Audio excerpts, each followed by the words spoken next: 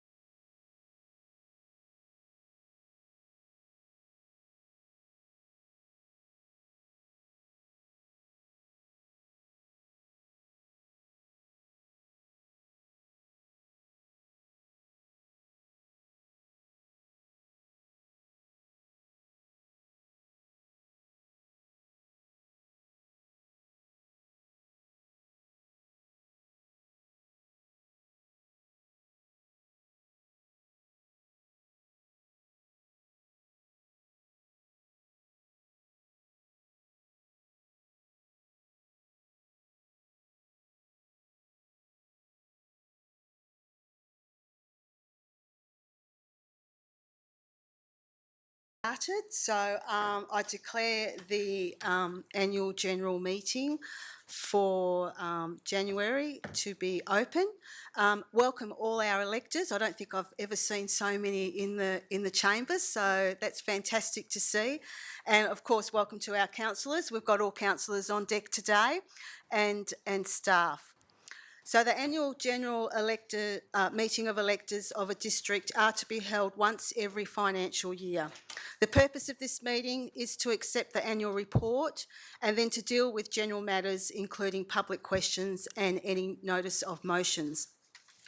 Please ensure that you have confirmed as an elector of the district prior to the commencement of the meeting, as only electors of the Shire of Harvey are allowed to participate in this meeting.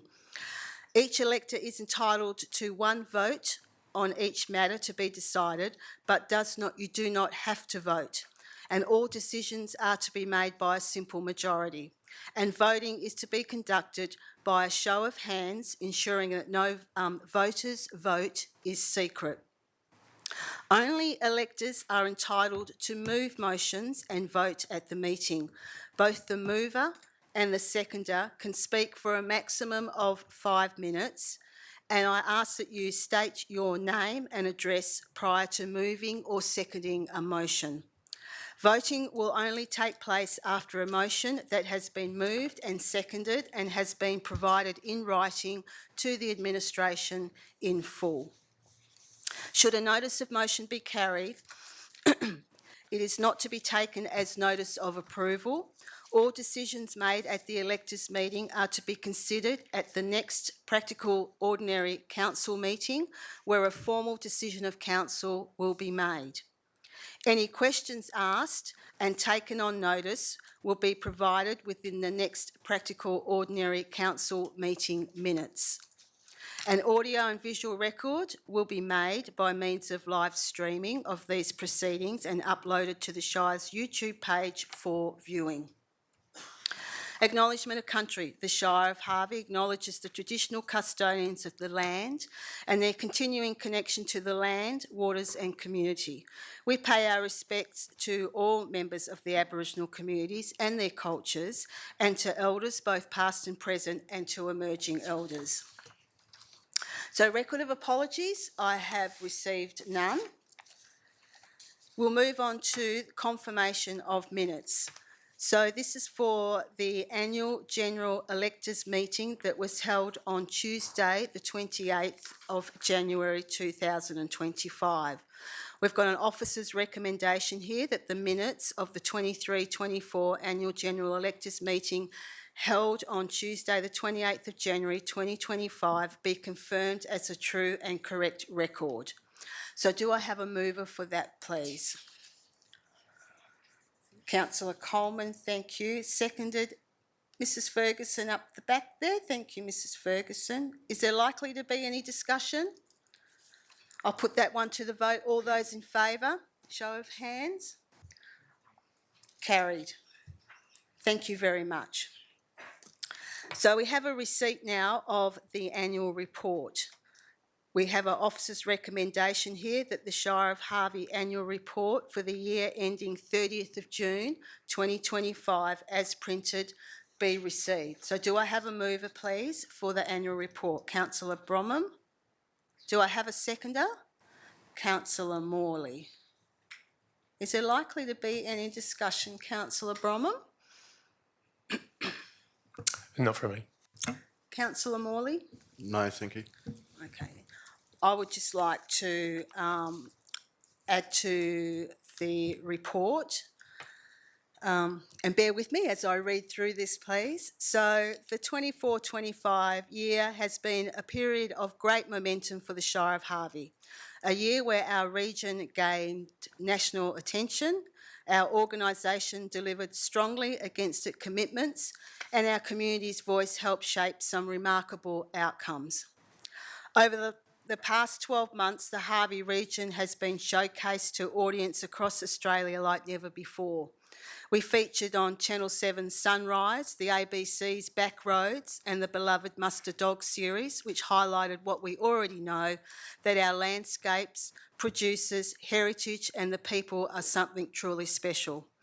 These moments shone a light on the strength of our community-led events and the unique character of each of our towns. Our international relationships also continue to grow. The friendship agreement with Moka City in Japan, now in its second year, expanded to include school partnerships, agricultural knowledge sharing and a formal delegation visit. This evolving connection is enriching cultural understanding and creating new opportunities for young people in both regions. The state and federal elections presented an unprecedented opportunity for our region. Council implemented a targeted advocacy strategy centred on 5 shovel-ready projects identified by the community as priorities. What made this effort truly powerful, however, was the involvement of our residents, people who shared their stories, offered testimonials and became the champion of these projects. Their voices were heard, and as a result, the Shire secured $23.5 million in commitments and project funding, which is an outstanding result. These outcomes reflect years of planning to ensure our proposals were investment ready and aligned with regional priorities. Most importantly, they demonstrate what can be achieved when community, council and administration work together under a shared vision. We extend our sincere thanks to everyone who contributed their voice, experience and support to this work. Internally, we continue to invest in governance, culture and organisational performance. The completion of the Market Community Scorecard and the development of the Council Plan for 25 through to 2035 have ensured strong alignment between community expectations, strategic direction and service delivery moving forward. I would like to acknowledge the dedication of our staff who take great pride in serving our community, and to our elected members who continue to advocate strongly for the region. And I look forward to the coming year with confidence and enthusiasm, committed to delivering measurable progress and laying the foundations for a vibrant and sustainable future for the Shire of Harvey. Having said that, is there any other speakers? I'll put this one to the vote. All those in favour? If we just keep your hands up so that we can count.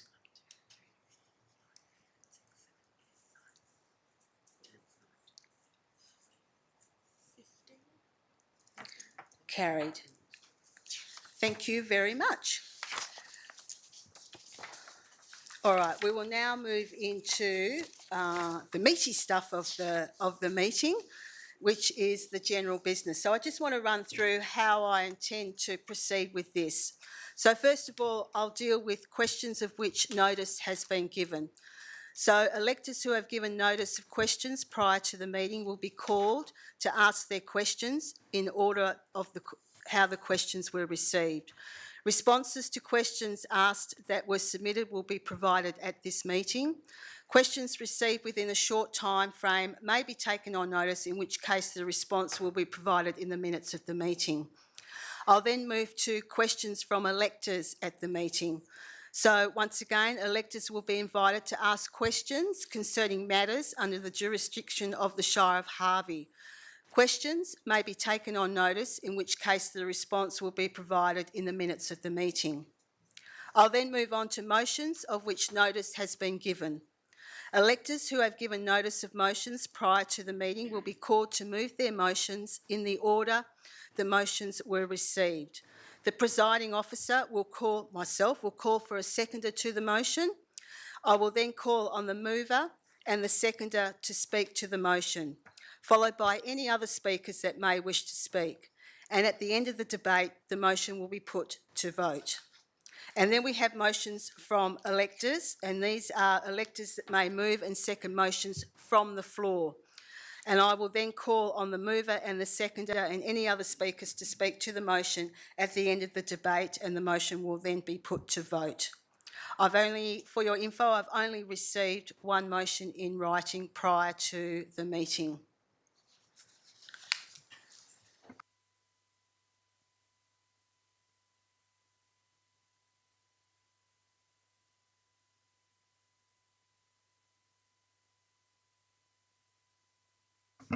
Alrighty, so we will move to questions of which notice has been given, and there were no questions received prior to this meeting.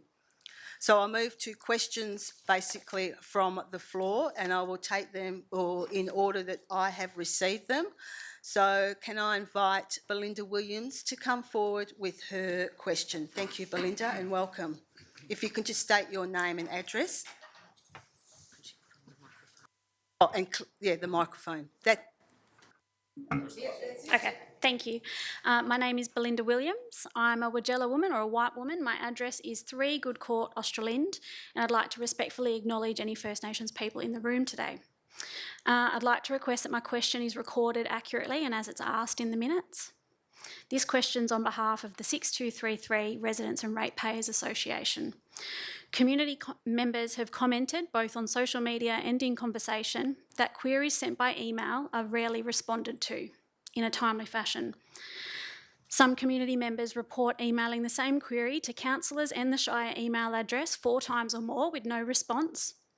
I'd like to ask 3 questions. Does the Shire have a policy outlining the expected time frame for responses to community queries? What is the pathway for community to escalate queries when no response is forthcoming? And if no policy exists, does Council have a desire to improve responsiveness to community queries? Thank you. Thank you, Belinda. And I'll just say that sometimes when questions asked of all councillors. Sometimes I will respond on behalf of all councillors. They have a right to respond if they wish, but generally I've sought information from the CEO and staff, and I put that forward, a response as I suppose representing all of council, so you may not at times get 9 different responses from councillors. But I'll hand that to the CEO if there's any further response. And through the Chair, I'll pass on to the Director of Corporate Services. Thank you, Madam President. Council has a developed and adopted customer service charter. It's reviewed every couple of years. We reviewed it in 24, or last financial year I should say. It is on our webpage. It includes that if anyone phones in and don't get the response that they want straight away, then there's a commitment from our staff that we'll return the call the next day. There's also a commitment that if we receive a written correspondence, that we'll respond within 10 days. We also have commitments around the level of our customer service.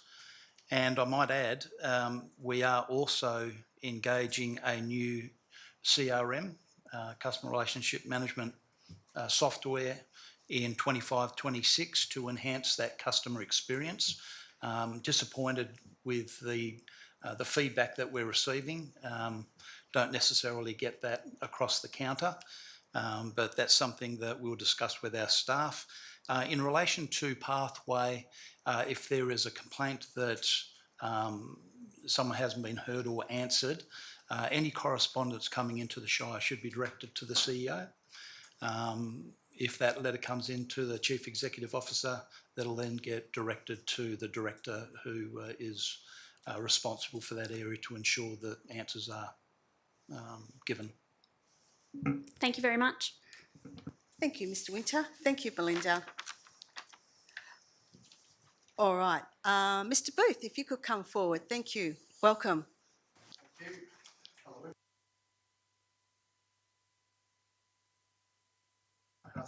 Mr. Booth, if you can just turn, we might just leave that microphone on. Sorry, I'm not used to microphones. Harvey Radio, I thought you'd be used to that. Sorry about that. Red flashing light, I get very nervous. Fun for you and your pooch at the Harvey Dog Park is what's on the sign there. And just before I came here, that's where I was. There wasn't anyone else at the dog park at that time, which did surprise me. But the grass is very, very dry, crunchy underfoot. There's no reticulation that I could see. It's very sandy and very barren in my assessment of it. There's only one small branch for overhanging in there for shade. There's just no stimulation for dogs whatsoever other than having a wee around the outside fence. There's just nothing there. It's like a solitary confinement sort of thing. So I just don't feel as if a heap of thought was put into that. So I'm wondering, the communications that we have had via the Shire is that it is completed. Is that the case? CEO. I'll pass through to the Director of Infrastructure Services. Thank you. The dog park is not completely finished. There is still some work on paths and there is a bench still to go in, but everything else is done as far as I know. Sorry, I didn't really catch all of that. There's a bench going in. Yeah, there's a memorial bench going in, and there's some final works to do on the car park and a joining path. But as far as I know, everything else is done on the dog park. Because it's okay. I suppose, Mr. Booth, the difference is it's not an agility park; it's an off-leash park. So there's not that infrastructure there to entertain poochers, I suppose. Other than I know the one at Feesfield down at Australind, people take balls and that down there and use that. So it's a space, an enclosed space for dogs to run around. It's not actually an agility park as such. There's no reticulation. So if we did have dogs, it's just going to be sandy. Well, no, horrible. we'll take that on board. Thank you. Yeah. Thank you. Thank you. And also just on that, there's one poo bag dispenser. And as soon as that's empty, then, you need to, maybe one inside on a post. Even if we had some posts for them to wee in, little signal posts around there. But we've had that discussion about Okay. poo bags. Thank you. My second question is about the HRCC, the Harvey Recreation and Cultural Centre. There's 8 group fitness classes for over 50s, 2 yogas, 2 stay on your feet, and 4 strength for life classes. But they're all during the day, and there's only 2 group fitness classes that are open to anybody at all. They're on a Monday at 9 a.m. and a Wednesday at 9:30. So anybody working during the day can't get to those. So that's 10 in total.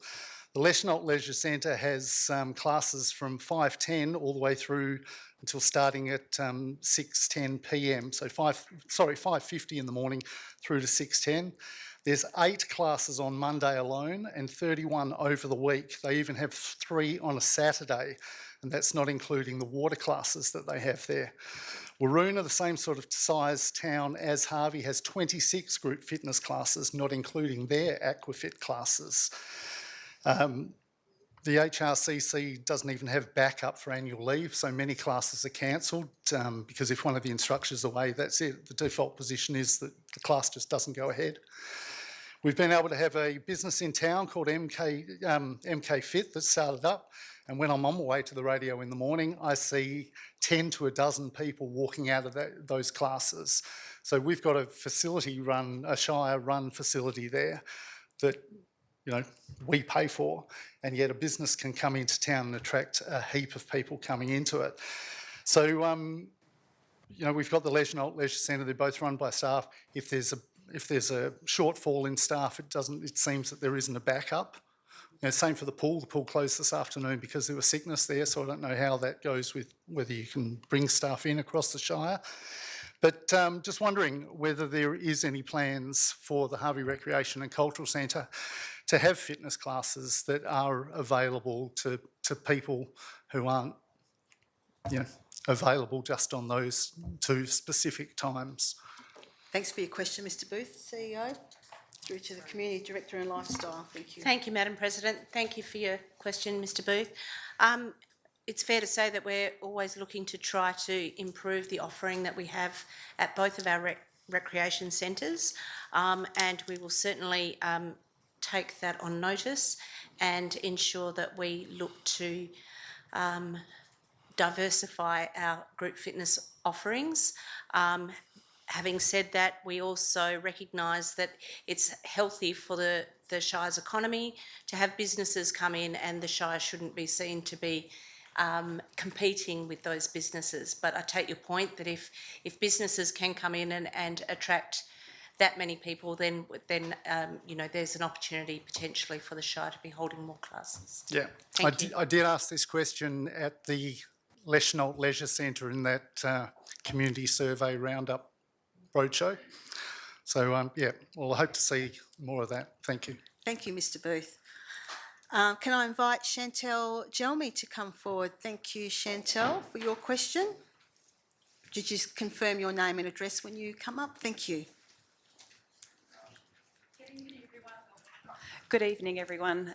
My name is Chantel Gelmy and I live at 30 Gulf Way in Leschenault. We've been there for about 24 years now, and I grew up in Leschenault over in Ashmere Heights, so I've been there a long time. And thank you for considering my motion today. Question. Oh, sorry, no question, motion. Oh, well, I'll ask. I've got it as a question here as per email, so... No, it's a motion. Sorry, That's okay. False alarm. I'll call you up shortly. Rest in place. My apologies, Chantel.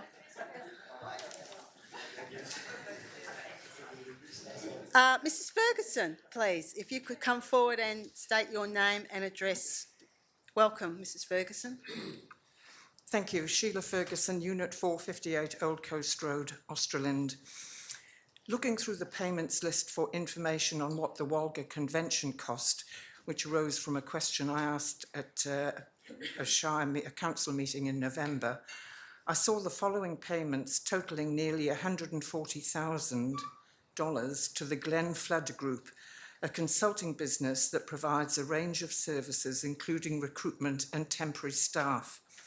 Over $78,000, well over half, for temporary personnel support for the Shire executive position, over $12,000 for temporary personnel support for asset management position, nearly $27,500 for temporary personnel support for acting director position, nearly $22,000 for temporary personnel support for the Shire managerial position. Could you please explain these payments? Yes, I can. As detailed in the payments, we had engaged contract services to cover the positions of Director of Infrastructure Services and also our Manager of Asset Management, because we went out for recruitment and unfortunately we weren't able to recruit for those positions. So in the absence of staff, we contracted those staff in.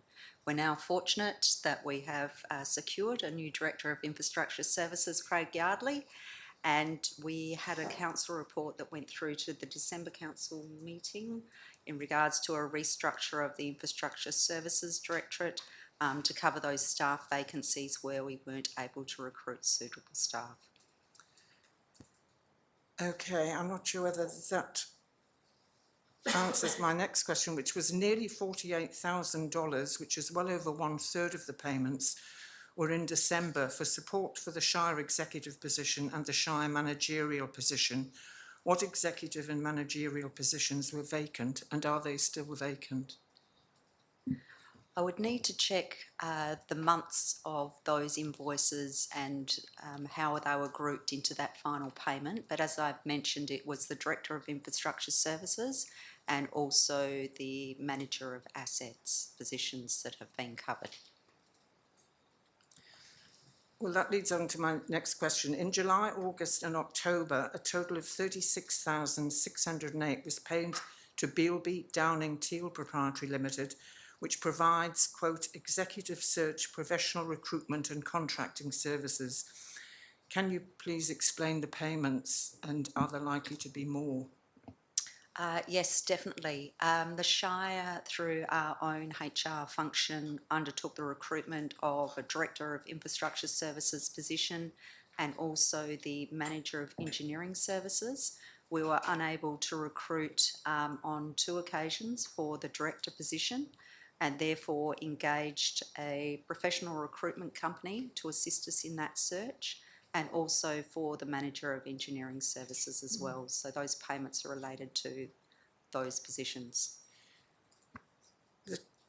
I can't get my head around the fact that $140,000 had to be spent on temporary personnel support after also spending $36,500 on recruiting. Yeah, So Mrs. is other Ferguson, recruiting, well, my question is, do you consider the recruiting service, BLB, are doing a good job? Yeah. Oh, listen, I'll hand Indeed, that I do. to the CEO. I do. Yeah. We've been able to recruit an excellent Director of Infrastructure Services. Obviously, with any recruitment, there is a number of rounds that need to be undertaken and a process and also notice periods. So in the absence of people in those positions, we needed to recruit contract staff until we were able to fill those positions. Thank you. Thank you, Mrs. Ferguson, and thank you, CEO. Can I invite Mr. Jeff Rowe to come forward? Welcome, Jeff. If you just state your name, obviously, and your address. Thank you. Good evening, Jeff Rowe, 16 Bungarra Street, Australand. Okay. Which one was it? I've got a couple. Oh, here we go.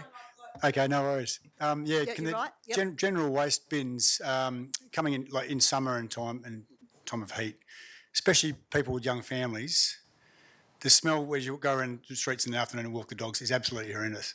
The flies, the blowflies, the big green blowies are out of control because the dirty nappies are just piling up everywhere. The rubbish bins are overflowing.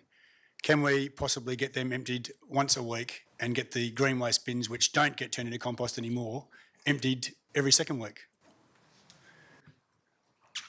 CEO, are you I suppose this is going to be my question.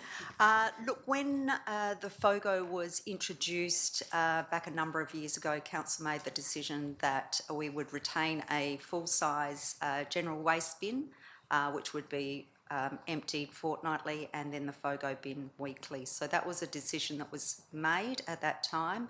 I do believe we have a fee and charge for an additional pickup for a general waste bin that can be purchased and collected on a weekly basis. However, that was a decision of council, and so there is no change unless there's a change of direction from that council decision. That's my question now. Can it be reversed? And a lot of people's general waste bins aren't a full-size bin, they're a smaller bin. So that hasn't been the case in a lot of cases either. The general waste bins are a smaller bin than the green waste bins. So I was of the understanding, Mr Rowe, that the general waste bin was the large 420 litre one. Mr Winter, are you able to confirm that? My understanding is that the 3 bins issued are all the large bins that we have in the Shire. all right. So it can hold more nappies. And create more, I hear what you're create saying, more though, disease Mr with more Rowe, flies. And I will say that, as the CEO indicated, there is that opportunity through the fees and charges that if you wish an additional bin or an additional a weekly collection, that's possible. Is that correct, Mr Winter? That is correct. In our fees and charges on the webpage, you can see the fees and charges in the budget, and it gives the different options for the waste services provided by the Shire. Does everybody think the rates are high enough as it is without getting any additional charges? And why should we get charged extra? And why can't the Shire change the motion that they've come up with? Because the green waste bins aren't getting turned into compost now anyway. So what's the difference? Mr Rowe, Get us some tip passes so we can take green waste to the tip instead of people dumping out the bush. Because that's Rowe, what's happening. I can ask you if you wish to do a notice of motion further in the meeting, that council review that decision, if you like, and then that will come back to council for a review. Yeah, no worries. If you're happy to do that. Yeah, sure. Just if you like to put some words together, and we can help you with that. I've got Councillor Bromham over here who's throwing his hand up and down. Would you have a question there? Or I was aware of this problem, and I empathise with you. If the FOGO bin isn't being used for FOGO, why can't the FOGO bin be used for nappies as well? because, Councillor Bromham, we're trying to encourage the community to still utilise the FOGO bin as a FOGO bin, and not to put in the contaminated waste into that lime green bin. But Mr Rowe, if you're happy with that, to bring a motion a bit later in the meeting. I am, thank you, But the green waste bin is PFAS contamination, which is that caused from the plastic bags that are supplied by Shire? So what's the go with that? But I'm not sure about the nappy either. Councillor Coleman? Just a question, if I may, Madam President. If we were to consider swapping the FOGO bin to once a fortnight collection and the red bin to weekly collection, does that impact negatively on our finances, or is it really one for one? I'll hand that to the CEO, but my understanding is that we're contracted at the moment with Cleanaway, so that would impact the finances. But CEO, did you want to add to that? No, I would concur with that. We have the collection contracts for stated volumes and collections based on the general waste and the FOGO, but we could get further information for council. I know there's been confidential reports that have come through in regards to the implication of the FOGO collection service, and I can review those reports to see whether we had information in there in relation to that. No worries. Did you have a further question, Mr Rowe? I need my next question. Yeah, go ahead. Can we carry on with the next one? You can. Yep, you've got the floor. The green waste was one of them, with the contamination not getting turned into compost anymore, but also the recycling. It's come up that the recycling is not getting actually recycled and gone through. It's getting put in another part of the tip because that's getting contaminated too. So do we have anything, recycle plants or anything that actually gets gone through, or does it just get chucked in the ground like the rest of it? I'm unsure about that recycling, but recycling does not go to landfill. The FOGO currently does, but not the recycling. So that was sent up to Perth. No worries. And the the gatekeeper at the Stanley Road tip. There's someone who needs to have a word to him. He's an absolute arsehole. There's no other words for it. All right. I don't want to go out for hate speech that Elbo's just brought in. Yeah. But anyway, he needs to be had a word to, because he just has got the demeanour of a. I've got the thrust of that. And I will say that Bunbury Harvey Regional Council is a standalone council, so they manage their staff. There's a CEO and the like out there. Yeah. But we will pass that on loud and clear. The costs involved with people taking their rubbish to the tip now, there's a lot more rubbish going out in the bush. I go driving out the bush quite often with my kids, and the dumping grounds are getting more and more. Tyres, oils, batteries, everything, because of the costs involved with taking things to the tip. Everything has got a cost now. You get charged for your waste oil, you get charged for your tyres, you get charged for your mattresses. People just take the shit out the bush. Yeah. Yeah. And that should create another whole new problem. Yeah.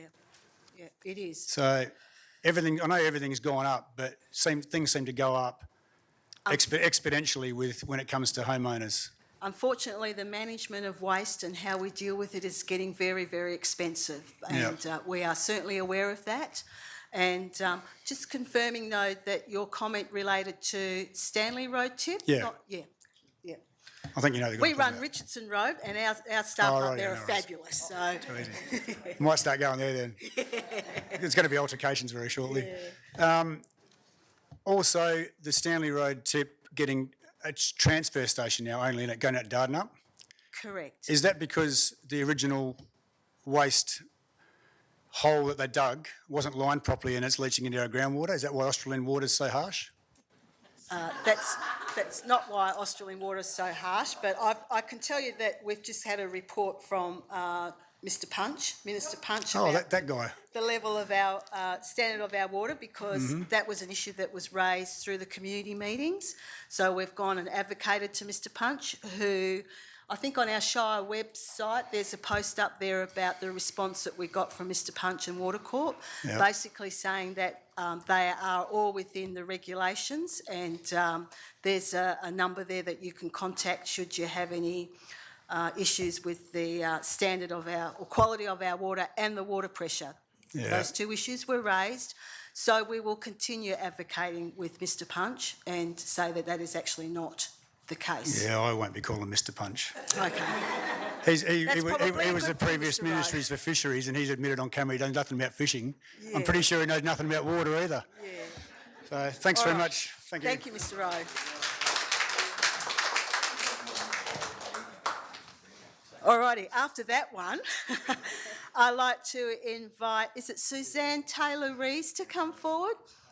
Thanks, Suzanne. If you can say your name, of course, and your address. Thank you. It's a hard act to follow after Jeff. Suzanne Taylor-Rees, Lake Preston Road in Mullap. Thank you, everyone, for your time, including the audience. Much appreciated. In light of numerous other local councils' pending investigations into closures of beaches for four-wheel drive access, has the Shire of Harvey received any correspondence from the state government on four-wheel drive beach access? And is the Shire of Harvey investigating any beaches currently under its jurisdiction for potential closure to four-wheel drives now or into the future? The access to beaches in the Shire of Harvey is highly valued, and it would be very disappointing to see that change for Shire of Harvey residents and also the wider public. Yeah, thank you for your question, Suzanne.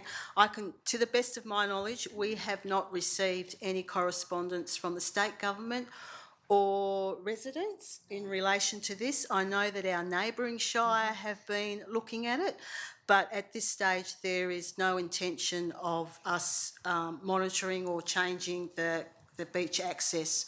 I would suggest that we understand it's highly regarded by our residents and visitors to our region, so hopefully it's monitored well.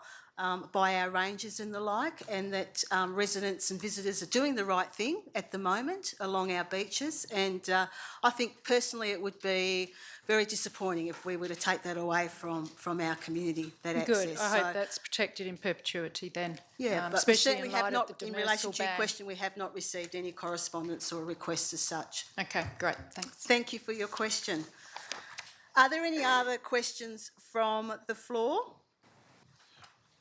I didn't know you could have 4. Can I have another one? It's a good one. As long as it's a good one, Mr Booth. Please come forward, Mr Booth. More than welcome. Thank you.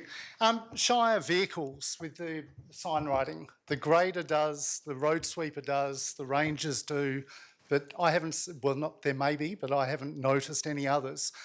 I think we should be loud and proud about Harvey. I wear it on my chest, you know, and I just don't get why we don't say that's our crew out there doing work for us. So I just don't know why there's all this secrecy, undercover sort of, and it's not about value, you know, resale value of the vehicles. Be loud and proud.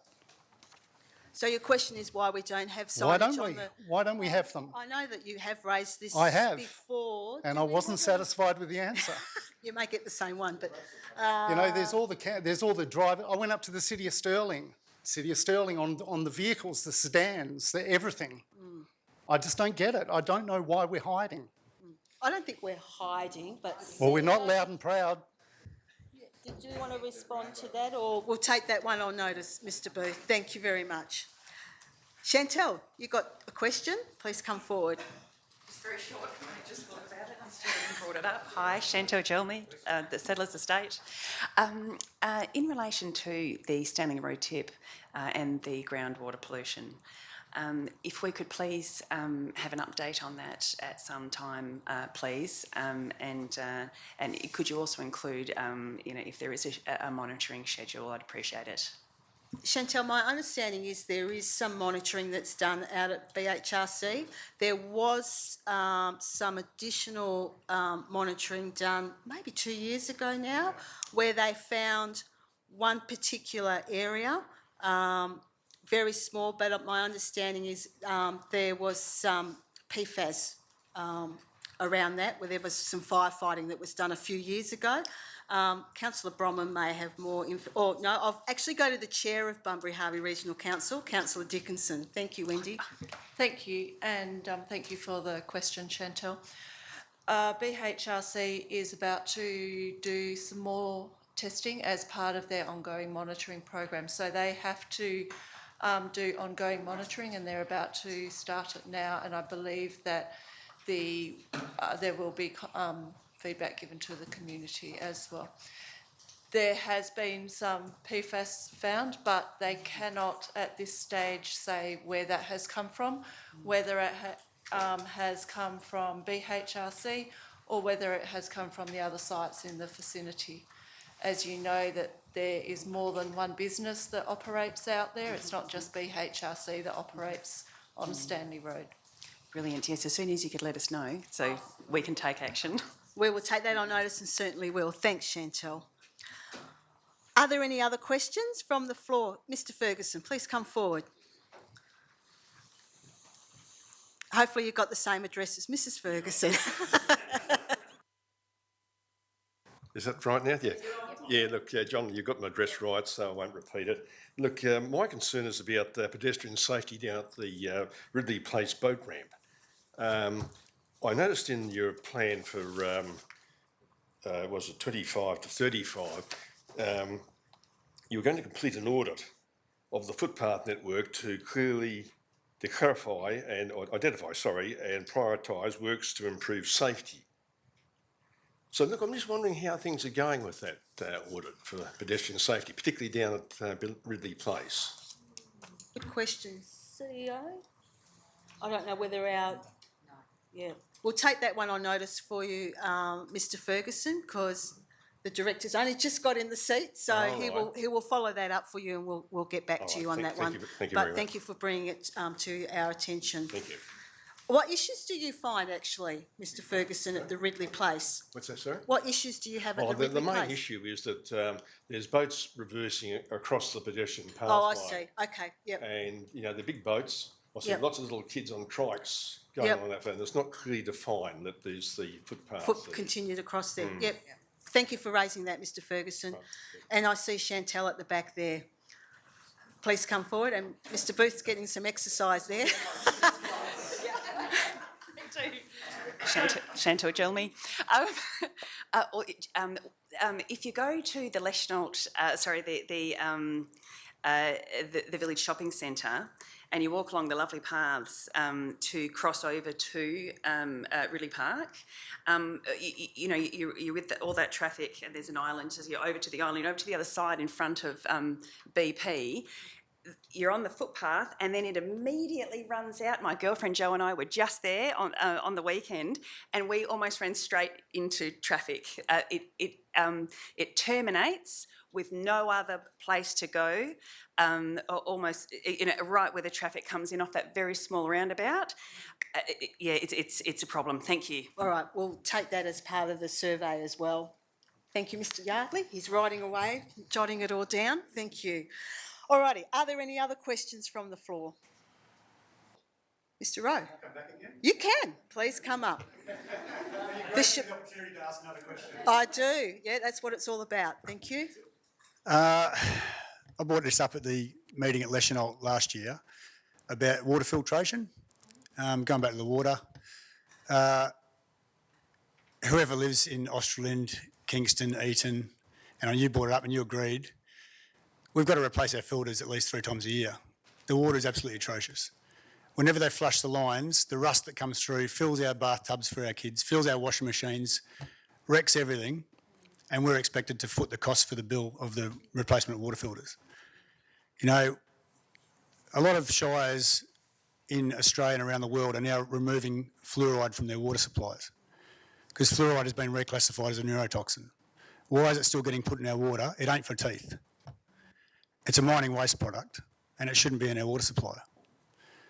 Let alone the rusty pipes that it goes through and to start off with, and the plastic pipes in our houses that give PFAS to everybody, which is cancer causing.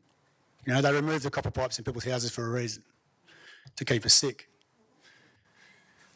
And that's the fact of it, because that's where money is made through Big Pharma, from keeping everybody sick enough to keep medicated but healthy enough to go to work and pay taxes. And that's the fact of it. So your question, Mr Rowe, is? I forgot. Okay. Can we get any remuneration or any Listen, for filters? Any credit to our water bills or anything like that, or anything like that? Listen, I don't know. I will continue advocating, and I will. It is possible because I have emailed the Water Corp. I think it was Aquest. Okay. Gary Holdsworth. Okay. And I did get a $300 credit to my water bill. Well done, you. But as a one-off goodwill gesture, Mr Rowe. Goodwill. But they've admitted guilt now. They've admitted guilt that their water is not of suitable quality for drinking, and you need a filter to do it. Well, I will take that information and I will speak to Mr Punch. Oh, our good friend Mr Punch. I await a really good answer. Thank you. Thank you.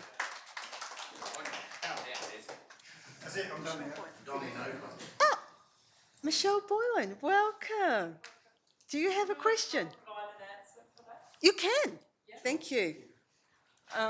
If you'd like to see me afterwards, we can approach Shadow Minister for Water and I know I ran in the 2021 state election and it was an issue then, and we do have a problem with Mr Punch being able to listen and acknowledge the issue. So happy to raise that for you in State Parliament and ask some questions for you.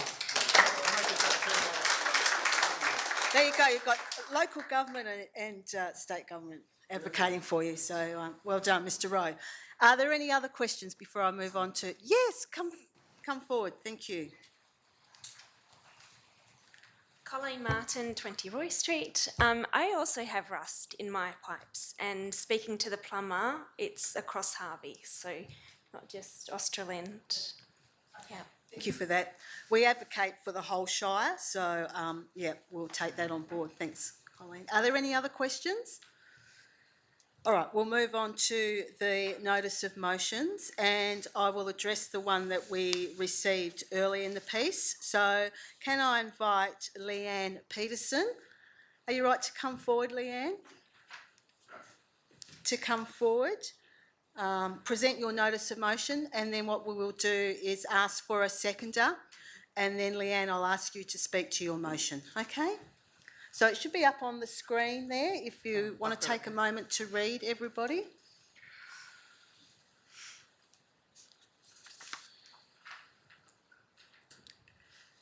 Is that your notice of motion, Leanne? Yeah. Yep. Do we have a seconder for that? Thank you, Belinda Williams, as the seconder. Welcome, Leanne. The floor is yours. My name's Leanne Peterson, 41 Wildflower Way, Leshenholt.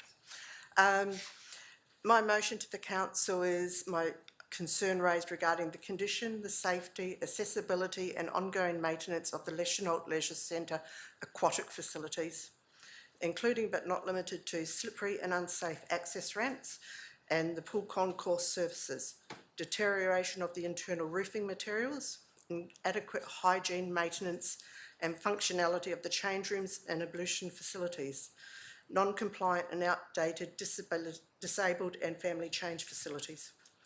I acknowledge that upgrades to the aquatic facility roofs and associated infrastructure have been identified in council reports and asset planning discussions since at least 2014 to 2015 financial year. And that continued deferral presents increasing safety, accessibility and asset risks. Recognise that the Leshenholt Leisure Centre aquatic facility must comply with the Building Code of Australia, BCA, West Australian Building Codes and related to public building accessibility and safety. The West Australian Health Act 1911, as it is amended now, and associated public swimming pool regulations which mandate hygiene, water, quality, safety and amenity standards for public aquatic facilities, and any other relevant West Australian legislation regarding public safety, disability access and facility maintenance. I request that the Chief Executive Officer to prepare and present to Council within 90 days and identifies all areas of non-compliance at the LLC aquatic facility with the WA Health Act and the BCA accessibility requirements. A prioritised scope of short-term remedial works to address immediate safety, accessibility and compliance risks. A long-term capital upgrade plan for the aquatic facilities, including costs estimates and timelines. Advice on external funding opportunities, including state and federal grants for refurbishment or development of the aquatic facilities. A resolve that the LLC aquatic facilities be formally considered for inclusion in the 2026-2027 capital works programs to deliver equitable, safe and fully compliant aquatic infrastructure for current and future community use. Further resolves that this motion cannot be deferred and requires a formal report back to Council with recommendations including timelines, costings and compliance action no later than 90 days from this meeting, please. Thank you, Mrs. Peterson, Can for I your say motion. something else? You must, yeah, the floor is yours. Thank you. I just want to bring up some of the reason behind this motion is that I have obviously a bit of a disability. I use that pool regularly now that St John of God Hospital has now closed down their services. And the ramp going into that pool, I've fallen down on a walker with safety shoes on and children climbing in and out there because there's no facility there on that very steep ramp to get in and out. Before Christmas, I got locked in the change rooms because the door couldn't open, and I was told from the outside that we'd need to get some WD-40 to open it. It is not good enough. I shouldn't have to put up with that sort of service, and neither should anybody else who uses the facility for recreation. Thank you, Mrs. Peterson. Belinda Williams, you've got the opportunity as the seconder. Thank you very much. I second Leanne's motion because as a community member and a ratepayer, my experience at LLC has slowly been deteriorating. The community now has a cafe that is closed because the amenities deteriorated and could not be replaced. The air handling there is also compromised, and a close friend of mine who has immunocompromised and has issues sat there for a few hours while her son did his bronze medallion training and was unwell for a significant period of time after. I think it's really important that council supports maintaining and improving this facility before it also has to be closed. Thank you. Thank you.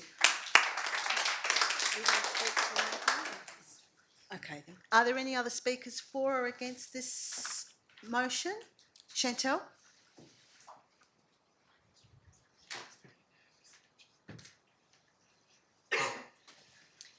I'd just like to say that myself and my extended family live in the Harvey Shire, multi-generational. I think we're up to the 5th generation now, contemporarily. And the Leisure Leisure Centre, and particularly the pool facilities, have been absolutely fantastic and are some of my best memories with me and my children, going there, you know, from when they're very small, you know, all the way through to when they're teenagers in swimming clubs. And the loss or the degradation of that asset is such a shame, would be a real loss to our community. And also the cafe, I mean, it was just wonderful. We've had children's birthdays there, you know, catered for by the food from the cafe. It was just wonderful. My best friend Jo and I, you know, raised our children together, and you know, we used to meet there all the time. It was wonderful. So it was a real central place for the community members, mothers, children, all to enjoy. It was wonderful. I do think it is well worth investing the money that it will take to bring that up to the facility that it once was. Thank you very much. Thank you. And I will say that it is in our front of mind for council in regards to both the Harvey pool as well as LLC. And unfortunately, pools are very, very expensive. So once again, we have raised this with ministers to say that, you know, the state government is going to have to look very closely at assisting local governments to keep these pools maintained to the level that our community expects them to be maintained. So that's on our list as well. And but we certainly take notice, and it is front of mind, and staff are well aware of the issues relating to particularly Mrs Peterson's notice of motion. So if there's no more further discussion, Mr Rowe, you're speaking for or against, Mr Rowe? For. Please come forward. Thank you again. I think I've found my voice. Once again, it comes down to water quality. When you open those doors to the LLC, you get smashed by chlorine gas. It just hits you in the face, and it's like, do I really want to come here? Do I really want to swim in this pool? You know, kids with skin qualities, eczema and that, skin conditions, you know, it ain't good. You know, my boys, they go to Hope Christian, and they do swimming lessons there, and they're not allowed to have a shower afterwards for the reasons of, you know, kids, your time and all that sort of stuff. So they've got to sit in their chlorine-soaked skin all day at school when they go back to school. And they've had skin conditions from the chlorine from that pool, no doubt. So there are alternative methods of filtration now besides just dosing with chlorine. You know, there's UV lights, there's so many different options, and when the air filtration and air quality in there isn't up to scratch, you do get health problems because you're breathing in chlorine gas. So that needs to be taken into account as well. CEO, did you want to? I just wanted to let you know that we do currently have a project underway to amend the HVAC unit for the heating and the ventilation in that centre. So that work has currently commenced with a contractor on site, and there is money in the budget for upgrades to the aquatic change rooms as well. Oh yeah, that's good. So the ventilation will no doubt go on the roof. So is the roof structure going to be sufficient to support it? Being the amount of rust that's in it? The conditions are suitable for the installation of the HVAC unit. Yeah, no worries. Thank you. Thank you, Mr Rowe. All right, we might put this one to the vote. I ask everyone, we're voting on Mrs Peterson's notice of motion. If you can keep your hand up so that we can count. So I'll put this one to the vote. All those in favour? I think it's unanimous. Are we happy with anyone against? Well, there's no one against, so I'll take that as unanimous. Well done, Mrs Peterson. Rightio. Now I will take motions from the floor. So these are the ones that were submitted this afternoon, and we'll address them in how they were presented to me. So can I invite India Stone to come forward, please? Thank you, India.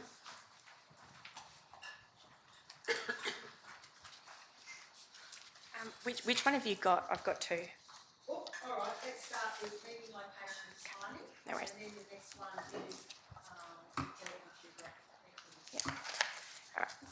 is Hi, my name is India Stone and I live at 5 Good Court in Australind. I've lived there for nearly 14 years. It's a community my husband and I have chosen to raise our 4 children. It's a community I'm passionate about, and I consider myself privileged to call it home. I'm here as a member of the 6233 Australind Residents and Ratepayers Association, a community group that was established to advocate for the residents of the amazing community that is Australind. So my motion, I would like this recorded verbatim as I speak it, please. That from the commencement of the 2026 financial year, the Shire of Harvey Council resolved that Australind be adopted as the default location for ordinary council meetings. Council may, by resolution or where operationally required, hold specific council or committee meetings at alternative locations, including Harvey, where this is considered appropriate, and that the start time for council meetings be scheduled between 5 p.m. and 7 p.m, with a specific start time to be determined by council. At the ordinary council meeting on the 26th of March 2024, council resolved via a notice of motion that the Australind Council Chamber be converted to... Just one moment, India. Are you going into your debate now? So you've read Oh, your motion? yes, that's my motion. Sorry, I'll yes. just get a seconder and then, Oh, yeah, then of the course. floor is My yours. bad. Sorry. May I have a seconder? Okay, we've got Mrs Peterson. Yep, okay then. Sorry. All right, so at the ordinary council meeting held on the 26th of March 2024, council resolved via a notice of motion that the Australind Council Chamber be converted to office accommodation and that ordinary council meetings would be held in the Harvey Council Chamber on a temporary basis. That same resolution explicitly described the relocation of meetings as temporary and noted that the chamber conversion was a temporary solution while planning progressed for the Australind Community Precinct. As far as I can tell, no subsequent council resolutions been made to formalise the relocation of the meetings to Harvey on a permanent basis. However, meetings continue to be held here and the arrangement's now kind of operating as a permanent change. So this motion seeks to clarify council's intent and long-term position, align practice with population distribution, and to formally resolve the permanent location of the council meetings in a way that supports community access. I previously raised this as a question at a council meeting last year, and I was told that as a Band 2, Class 2 council, there are live streaming requirements and that the technology was not available in Australind. So I did some delving, and to my understanding, under Section 5.23A of the Local Government Act, council meetings may be conducted using electronic means, which is obviously a requirement here, provided that members can hear and be heard by one another, members can hear and be heard by members of the public can hear and observe proceedings, and that the meetings remain open and accessible unless they're lawfully closed. These provisions confirm that the physical location is a matter of council discretion, supported by modern technological capability, and the Act does not actually mandate that meetings be held in a particular town site nor during business hours. Holding meetings in Australind supported by compliant technology is fully consistent with the intent and requirements of the Local Government Act of 1995. Suitable meeting venues already exist within Australind, including the function rooms at LLC and at the Leschenault Pavilion, which are both appropriately equipped to support accessible open council meetings in accordance with Section 5.23A.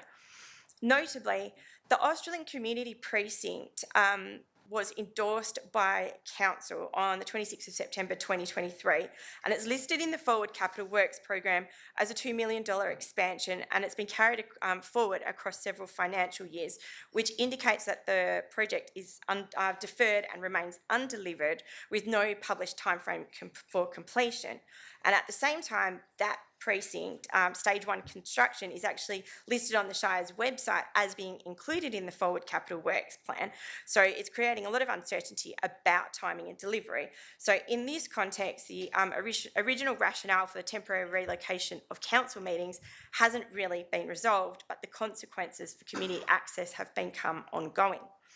Australind is the largest population centre in the Shire, with approximately 19,000 residents as per the 2021 census, noting that this is a census year and Australind continues to experience significant growth, so that number will continue to rise.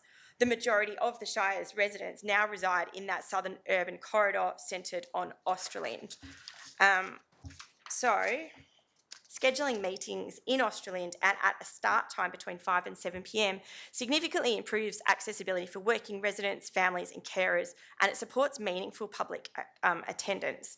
It aligns with the Shire's adopted strategic framework, including the Council Plan 2025 to 35, which emphasises community engagement, responsive government and planning for population growth.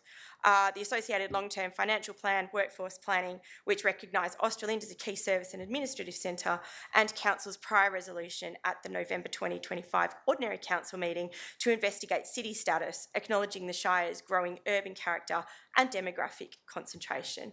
Locating council meetings where the majority of residents live is consistent with these strategic directions.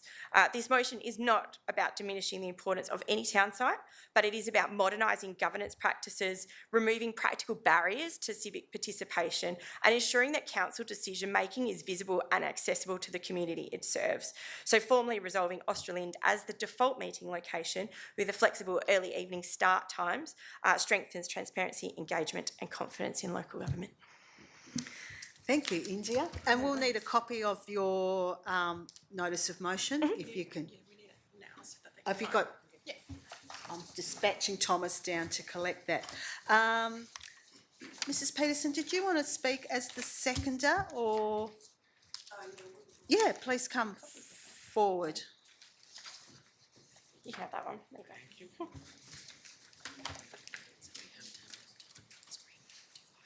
Okay. Thank you. As India was talking about the Australind population, I live in Leschenault, and I know one of the councillors lives in Leschenault, Emmy. It is a big haul to try and get over here to meetings, and especially at the time you've got. It would be really nice to see some meetings back at Australind where it is accessible to more people. And even the use of the facilities next to the council offices there, the youth centre hall, could be arranged using the furniture out of the current building. Thank you. Yeah, thank you, Mrs. Peterson. Is there any speaker against? Any other speakers for? Please come forward, state your name and your, didn't you see? And your address. Thanks, Kerry. Sorry. Thanks, Councillor. Kerry Morrison, 24 Fitzgerald Way, Australind. And you may have noticed, or you may not have noticed, that I arrived approximately 35 minutes late tonight, based on the fact this meeting was here in Harvey, based on the fact that I have a heavy caring responsibility at the moment, based on the fact that my colleague and I had clients and continual professional development. We are in the business of helping people within our community. And when we want to raise issues that may affect people, not having the alternating between maybe Harvey and Australind and some of the other localities makes it really difficult. I'm also a member of the Access and Inclusion Committee because of carers, people with disabilities, people with mental health. The continual community engagement is important for all people, and if we're making the financial, because some people on low incomes can't afford the petrol to come to Harvey and back as well. So there's many, many reasons, cost of living crisis, that to have fair share of meetings in multiple locations around the Shire is important. Thank you, Kerry. Are there any other speakers for? We just need to get that motion up on the screen so that everyone can fully understand what they're voting for. Can I just say while we're waiting that certainly Council is aware of the desire from the Australian residents to reinstate the council meetings alternatively down at Australind. We do recognise that that is where the population is. I know that in the planning for the expansion of the Australind office, Council was fully aware of the need to reinstate the chamber, and that is certainly part of the plan. So it's a bit of a balancing act between providing sufficient office staff and suitable office accommodation, I should say, and accommodating a chamber as well back down at Australind. But we will look as per the notice of motion and consider if there are other opportunities to deliver a meeting down at Australind. CEO, did you have anything to add on to that one? Alrighty. India, just checking that that's actually your motion? Yep. Okay. If everyone's had a read of that and there's no further discussion, we'll put this one.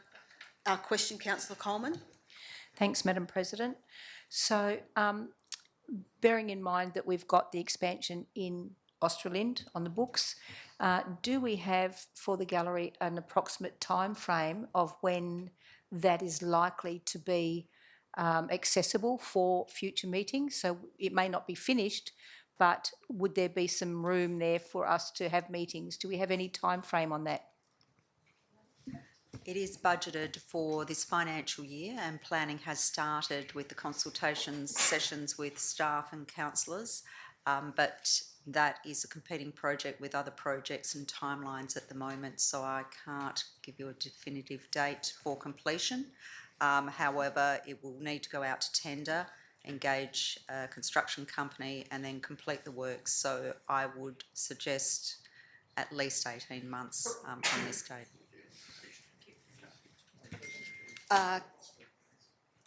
All right, I've got a speaker against, Councillor Carboni. Thanks, Madam President. I'll have to speak against this motion, and whilst I don't disagree with the Australian residents about representation out there and agree with a lot that's already been that has been said, I can't accept Australind being the default location. Australind is a significant part of the Shire. It's 60% of the Shire population. There's still another 40% that live throughout the Shire as far as Yarloop. Someone made the comment about it's 35 minutes to get here from Australind. Well, it's 35 minutes from Harvey to get to Australind as well, back the other way. So I can't accept it being a default location. Guys, it's all about money and what you want to pay in your rates. And the thing I get hammered about the most as a councillor is the rate increases year on year. Now we've got we're looking at a plan to extend the Australind office. We were forced with a position as councillors of how we were going to house the staff for the growing Shire that we have. And that's why I've recently moved a motion to become a city so that we can attract more funding, so we can get more funding from state and federal governments to do the things that we need to do, to bitumise the roads, build the buildings, fix the aquatic centres. Australind, where we pour $2 million a year into it. And obviously with the motion that was passed previously, we're looking at millions of dollars of upgrades. It's all about money, limited money. The glory years are over of all the financial money that's been handed out in previous years. Those years are over, so it's coming increasingly more back to us to go to our ratepayers to fund these various projects. Now, the council, as you can see today, we've all got computer screens here. We're mandated now to be live streamed. The cameras are everywhere. To duplicate this now in Australind is extra money. and it's got to come from somewhere. And we have a very tight budget that we have to work with. So a decision was made that we would house staff in the council chambers in Australind, albeit temporarily. And that was a decision that we made to save our ratepayers money at the time. Now, if we can get funding, the plans are getting drawn up, or they're already drawn up to extend the Australind office. If we can get funding and get that done to house more staff, to get the council chambers back there, well, all well and good. That's our plan. That's what we intend to do. Now, on the as far as the start times go, I moved the motion originally to move it back to 4 o'clock on a 12-month trial, and that's what we did. To move it to 5 o'clock on a time trial for 12 months, and that's what we did, and it made absolutely no difference to the people that turned up in the gallery. Absolutely no difference at all. But unfortunately, the staff have to stay here longer. Staff who are paid very well, very handsomely, have to stay back longer, get paid overtime to stay here for those extra hours. And as this meeting is tonight, drawing late into the night, these guys get paid. Again, we've got to fund it. So that's why I then moved back to put the meeting back to 4 o'clock, because it made no difference in that 12-month trial period. So I understand what you're saying. Look, our desire is to get the meetings back to Australind as councillors. Our desire is to get the meetings back on a bi-monthly schedule as quickly as possible. But we made the most prudent decision we could at the time. So having it as a default location, putting the time back to 5 o'clock, I'm sorry, I have to disagree with it. Thanks, Councillor Carboni. Are there any other speakers? You've already spoken, have you, Belinda? You haven't? Okay, then please come forward. It's more so a question than a statement. The tech equipment that was removed from Australind Chambers, is that still available, and can it be reinstalled in another location such as Lot 208, the Community Hall, LLC, Function Room, the PAV, so that the alternate opportunity can still be instated? I would think the cost for that would be quite low. Mr. Winter. Thank you, Madam President. The equipment that we had in the Australind chamber was newer than the Harvey chamber. The Harvey chamber's equipment was due to be replaced, so we actually installed the Australind equipment in here to save dollars. So that's what we're currently using. If we were to have additional meetings elsewhere, we would need to purchase additional equipment for that. So the Harvey equipment that was still working is not available to be installed in another location? No. As a short answer, some of the equipment, I don't know if it is working.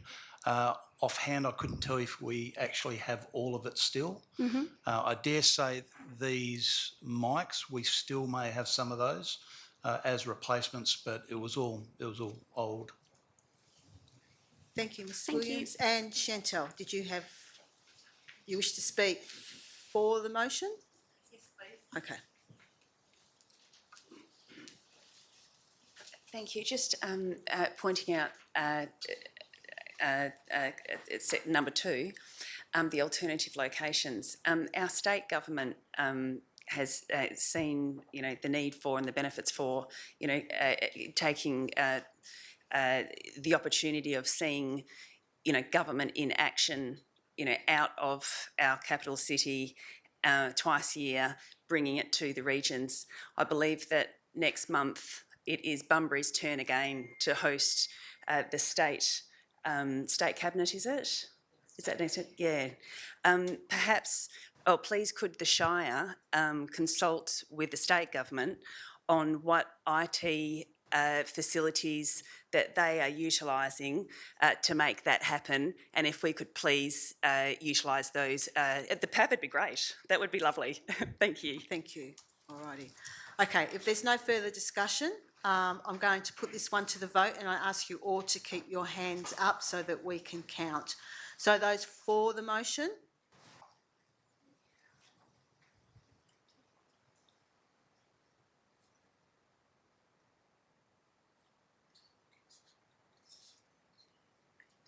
(18), 19, against?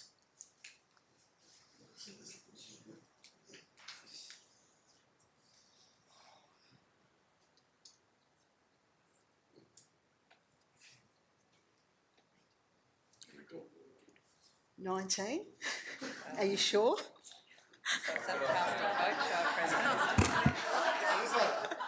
We've missed one. Did you vote? Did Mr. Rowe, did you vote? Yeah, I put up to hands. That's the breaker. It's 19. Yeah, we can vote again.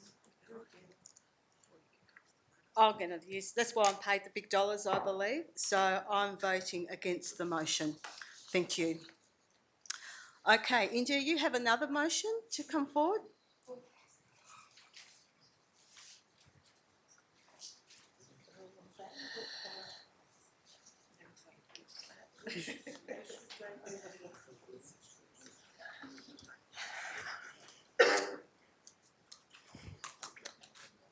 So my name is India Stonehill. I live at 5 Good Court in Australind. This motion, could you, please record it verbatim as I speak? This motion is to determine geographic equity in engagement and capital delivery. So they're basically, hang on, that's right, that council notes the recurring pattern of major projects and initiatives located in or affecting Australind being deferred, rescoped or not progressed, including but not limited to the Leschenault Leisure Centre Master Plan, the Leschenault Recreation Park Master Plan and those two developments, the Ridley Place foreshore development and the Australind Community Precinct. Notes concerns raised by the community regarding the concentration of council meetings, briefings and key decision-making activities in Harvey, and repeated community motions and deputations originating from the same geographic areas of the Shire over multiple years. This motion requests that the Chief Executive Officer prepares a public report assessing geographic equity across the Shire in relation to community engagement and consultation activities and capital works, planning, prioritisation and delivery. It requires the report to include, at a minimum, a comparative analysis of engagement activities undertaken in Australind versus the remainder of the Shire over the past 5 years, a comparative analysis of capital works projects planned, deferred, delivered or cancelled in Australind versus the remainder of the Shire over the same period, an outline of the criteria currently used to prioritise engagement activities in capital works, and identification of any systemic factors contributing to geographic concentration or disparity. It requires that the report be presented to Council within 60 days at an open Council meeting and be made publicly available. Notes that this motion does not commit Council to any specific project or funding decision, but it is intended to support transparency, equity and informed future decision making.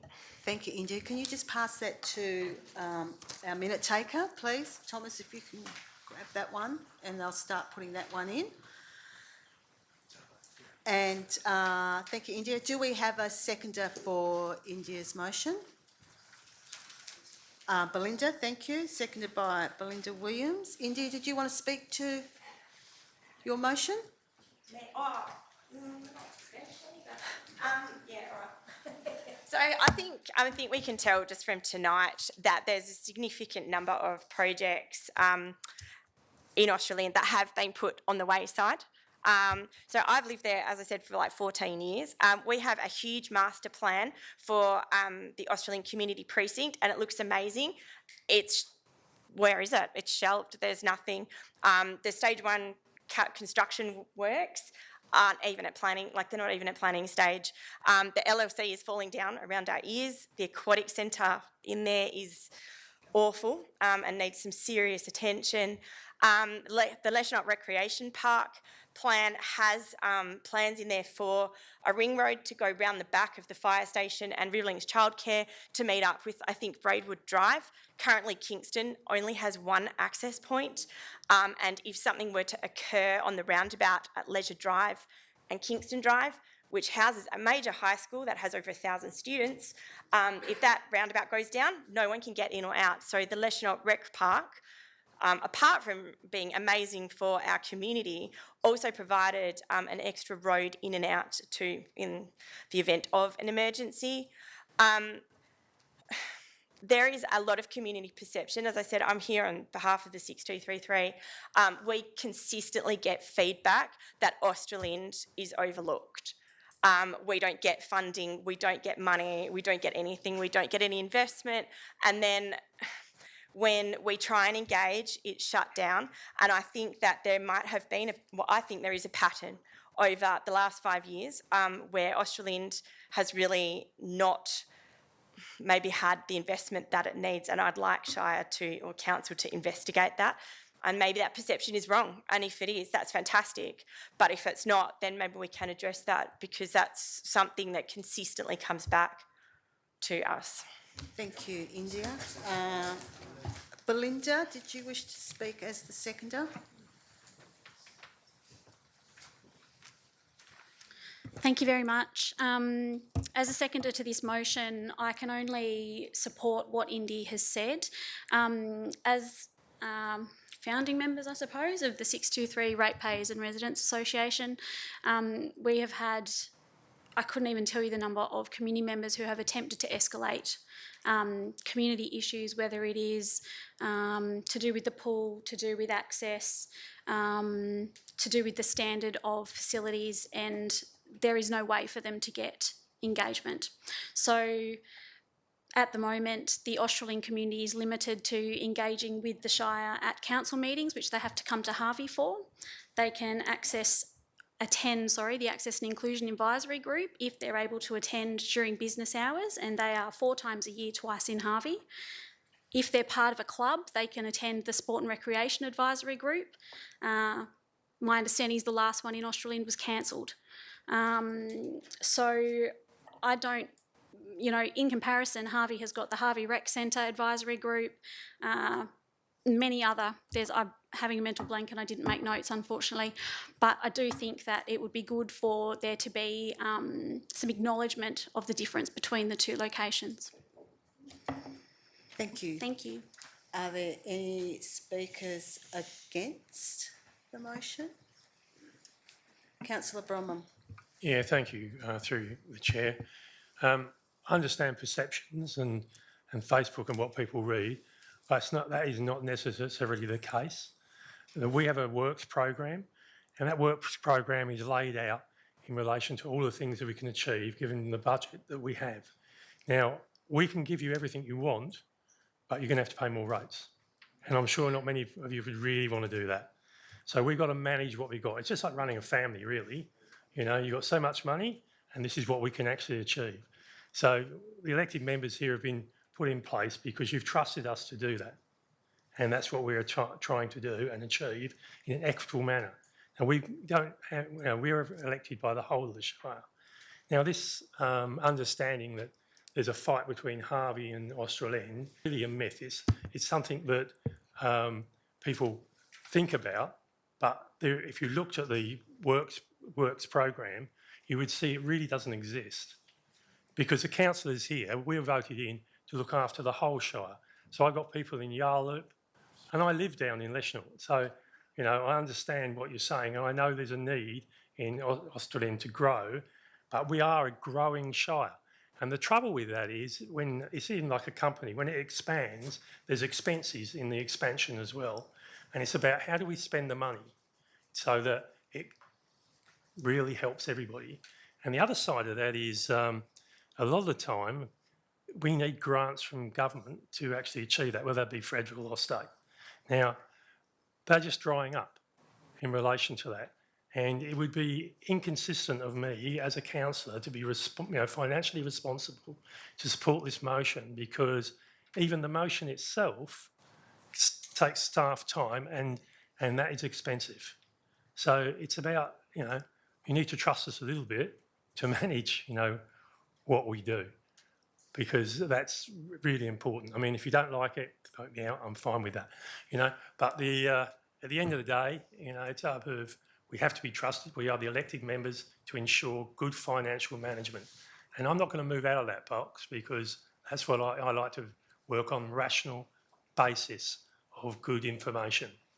And we need to be able to do that. So I speak against your motion only because I understand the good intention, but only because it would cost more money to do what you're asking for. Thanks, Councillor Brown. Councillor Coleman. Thanks, Madam President. I've just seen the motion go up, but I'd like to make a statement rather than for or against at this point. I'm a bit saddened to hear that residents of anywhere in the Shire feel that they cannot be heard or understood. As councillors, that is our job. We're approachable, and I am approached regularly. If I go to Benesse on a Saturday morning, my husband will say, "Don't talk to anyone. You're not to talk to anyone," because people will come up and ask me questions, and that's my job. That's essentially why we're elected. So I can't speak for every councillor here, but certainly for myself, if you need something, then I will respond all the time to emails, phone calls, all the time. On occasion, as the President has said, she will respond on our behalf. But just to give you some examples, the pool condition was brought to our attention as councillors on several occasions. I went down and had a look.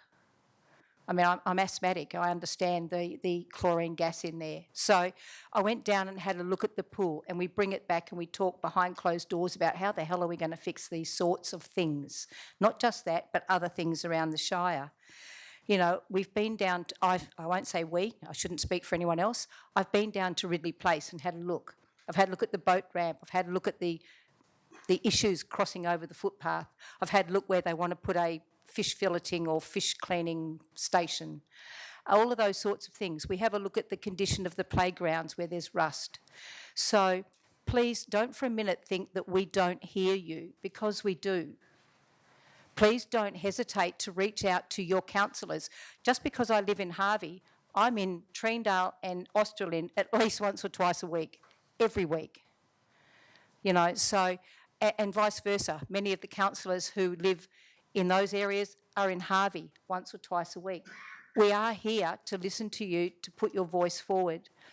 It is difficult for us to get it right, and I acknowledge that Australind think everything's been spent in Harvey, and everyone in Harvey thinks everything's being spent in Australind. Okay? It's like north and south of the river in Perth. And that, to a large degree, as Councillor Bromham said, is a myth. Sometimes for the very reasons of funding from the government, if we're going to take, so I'll give you an example, why would we not accept $6 million for a project in Harvey and try and spend your rate money in Australind? So if we get $6 million to do something in Harvey, we've got to do it. Otherwise, how the hell is that going to get done? And vice versa.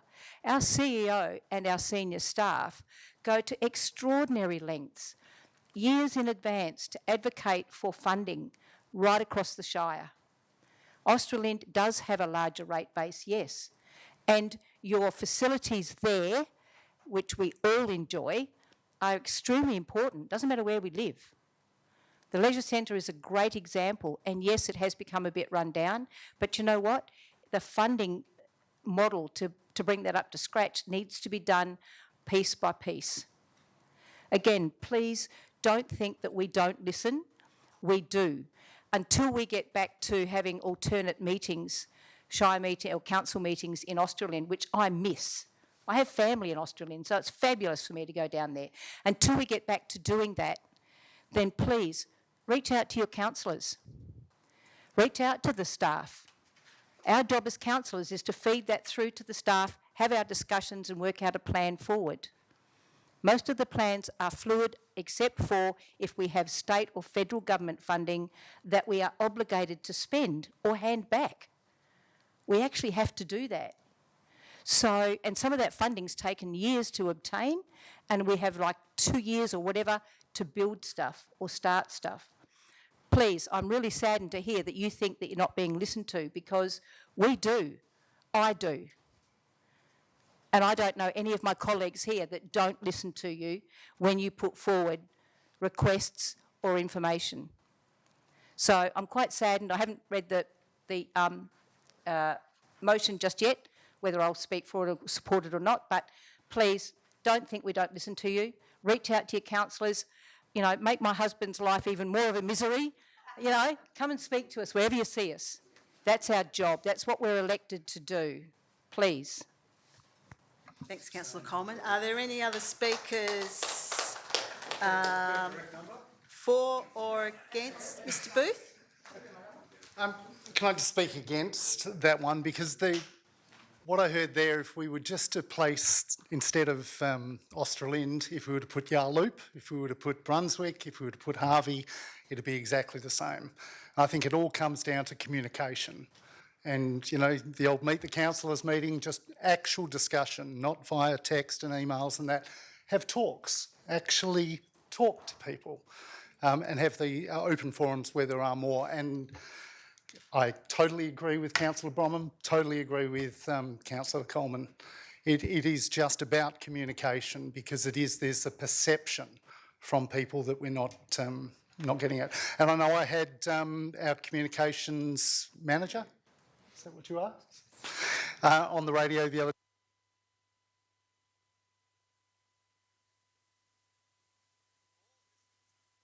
Oh, jeepers, I haven't got my microphone on. Sorry, yeah, that's right. Well, it is your town talking, and it is all about communications. And, you know, that's all I'm hearing here, is that we really need a lot more open, honest discussions, actual dialogue where you have conversations with people. But yes, I reckon Australind, you could just swap that out for Yarloop or Harvey or anyway. Thanks. Thank you, Mr Booth. Are there any other speakers for or against? Councillor Dickinson, for or against? I'll speak against the motion. Thank you. The reason that I speak against the motion is because I was actually on the LLC advisory group when the master plan was being worked on, and I was also on the group when the... I'm sorry, can we just have that moved so I can just see the beginning of the motion? Thank you. So when the Leisure Centre Master Plan and when the Leschenault Recreation Master Plan were being worked on, I was actually on the advisory group for that. So I'm fully aware that in order for any of our master plans to be fully endorsed, we are reliant on state and federal funding. We are also up against other neighbouring local governments in their grant applications as well. So we are advocating for our shire, but we are also up against all the other southwest local governments when we apply for funding for our major projects. We were very fortunate in the last federal and state elections that we were able to get funding in order to proceed some of our projects, but we did not fully get our wish list fully supported. It is a money game. We can only do what we can afford. I didn't grow up in Australind, I grew up in Rowlands. I don't live in Australind now, and I don't live in Harvey now. I live in Mornington. So I've lived in localities that have a very, very small voice. So I'm very much aware of the perception of the money being spent elsewhere. But if anybody looks at the budget and the forward capital works programs, they will see that the money gets spent over the whole shire. And we all pay our rates. We whinge that our rates don't go where we want. But I also remember when I first moved to Leschenault that I had to pay a special area rate that helped finance the Leschenault Leisure Centre swimming pool. Now, I was prepared to do that because I wanted the facilities for the community. So as councillors, we look at the wish list that our community want, and we look at the funding, and we come up with a plan of trying to get the best outcomes for our community. We're not always successful, but it's not because we don't listen, and it's not because we haven't tried. It's because we're not able to get the funding when we want it in order to deliver all the projects. So that is the reason why I'm speaking against. I'm not against... I don't believe that there is a differentiation between Australind and Harvey. That is a perception. I fully acknowledge that that's going to take staff resources to come up with the information that has been requested in this motion. And I would actually much prefer to see the money spent on trying to deliver these projects and not being diverted away from those projects in order to address this motion. Thank you, Councillor Dickinson. Any other speaker for or against? Could you state your name and address, please? Michelle Boylan, Buckby Road, Harvey, and I'd like to speak against the motion. I'd also like to, and I apologise to the people behind me who are seeing my back. Having run the last two state elections, the amount of advocacy that this council, the councillors, and especially the executive staff and the CEO do on behalf of the ratepayers, that put a great deal of pressure on us to come up with the money, to find the funding, to commit to those projects. And having been a candidate, we look for every town. We look for funding to go into Yarloop. We look into Australind, LLC, especially was a big one, the last one, which we fought very hard for. And the council has or the Shire has actually been very successful in the last two state elections because they have been competitively fought between both Labor and Liberal candidates fighting for election and being tightly contested. So we've actually been very good here. But as a Member of Parliament now, I go in every time talking about what we need in our region, and so does David Bolt, and I know he was here just on Friday, hearing what is required and what is needed, and also hearing about the waste issues and the water issues, and we're trying really hard. I am here to seek you out to have a chat because I know you've also contacted the Leader's Office, who messaged me very late at night to say, I've got a lady from Harvey wanting to know what's going on down here. So we're trying very hard to find out, especially down here, what you need and what we can deliver for you. My side is in opposition, so we're not getting heard very much, but we have an election coming through, and I know very well that the CEO, we're going to have a federal and a state election coming up, and the CEO and her executive team are going to be knocking on our doors saying exactly what they want, and that's exactly what they should be, and they are up against every other local government in the state that are doing the same thing, because election times are shopping times, and that's when councils need to be the most active, and you need to be the most active too, to reach out, knock on our doors, let us know what's important, and we will listen and advocate in the best way possible for you. So that's why I speak against the motion, because I know you're doing a great job and doing the work. Thank you very much. All right, are there any other speakers for or against? All right, let's put this one to the vote, please, and keep your hands up so that we can do the count. So all those in favour?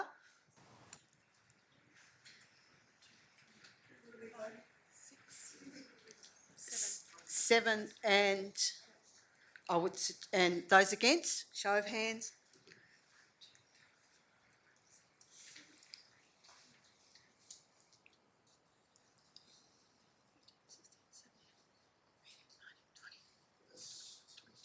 $22. That motion is lost. Having said that though, I do acknowledge the efforts that this community group that has recently been put together, and personally I think it's wonderful that Australind has a voice now at the southern end of the Shire, so well done for doing that, and yeah, keep going. Thank you. All right, moving along. Anyone got a tennis score? Because it's very important. We've got a tennis score? Okay, not that that's as important, but Chantel, you have a motion. Would you like to come forward? Thank you. Have we got Chantel's on the screen? Thank you. Here we go. Alrighty, so read the motion. Oh, Chantel I'll just get a mover. 30 Gulf Way, and this is my lovely assistant, Betty. Thank you. Do we have a seconder for this motion, please? Mrs. Ferguson. Thank you, Mrs. Ferguson. And Belinda, yep. Okay, Chantel, the floor is yours. Good evening, everyone. Thank you for hearing my motion. I've got like a little bit of a speech here, or just read the motion first. Motion first? Yep. Oh, lovely. Yep. Okay, so the motion is that Council, at its next meeting, request a report reviewing the application of Special Control Area 6C on lots along the eastern boundary of Settlers Estate, which is just here. With the intent to, 1, reduce the SCA 6C vegetation buffer to a total effective width of 45 metres, consistent with contemporary planning standards, and 2, remove SCA 6C from residential lots where the existing main roads reserve already exceeds 45 metres by updating the Shire's mapping resources. As SCA 6C, residential lots are not listed in the scheme text and appear only on supplemental mapping, this update is unlikely to require a formal scheme amendment as far as I'm aware. Updating the mapping would restore normal residential land use rights while aligning the scheme with current conditions. Oh, seconder? Oh, yes, we got one. I've got one. Lovely. Alrighty, okay. I request this motion, that the Shire review the application of the special control area along the boundary where I've just pointed out. Did you want to show that the people? Yeah. So along this area here, the orange. It applies to selected residential lots along major roads to create vegetation buffers where older subdivision plans do not include them. It sits on top of standard residential R2 setbacks already in place for home separation, amenity and vegetation conservation. In Settlers Estate, 23 homes are affected by this application of SCA 6C. 21 of those homes are back onto the western side of the Forest Highway, and 2 of these homes are back onto the now defunct Marine Drive connection lot. Notably, 11 out of those 23 home lots have 50% or more of their entire private land lot restricted by this SCA 6C. The continued application of SCA 6C here no longer reflects the current conditions. These homes sit behind a large main roads reserve that was originally intended for a future road connection that is now no longer being built. The reserve remains, it's unmanaged, while the SCA continues to apply as if the road project still exists. When the SCA 6C buffer is combined with a main roads reserve, the effective vegetation buffer becomes 2 to 3 times larger than any other buffer in the area.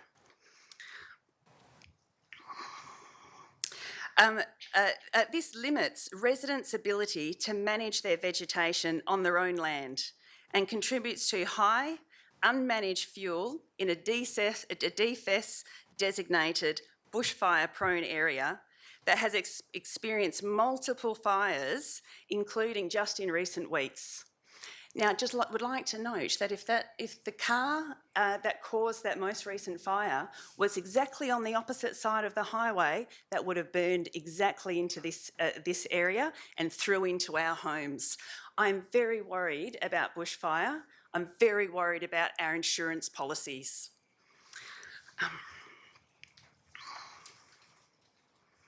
Homeowners are required to reduce fuel loads, grass, leaf litter, flammable vegetation, and to maintain an asset protection zone, APZ, around their homes, the low fuel area, and should be free to do this on their residential lots the same as their neighbours, for everyone's protection, without confusion or without threat of prosecution.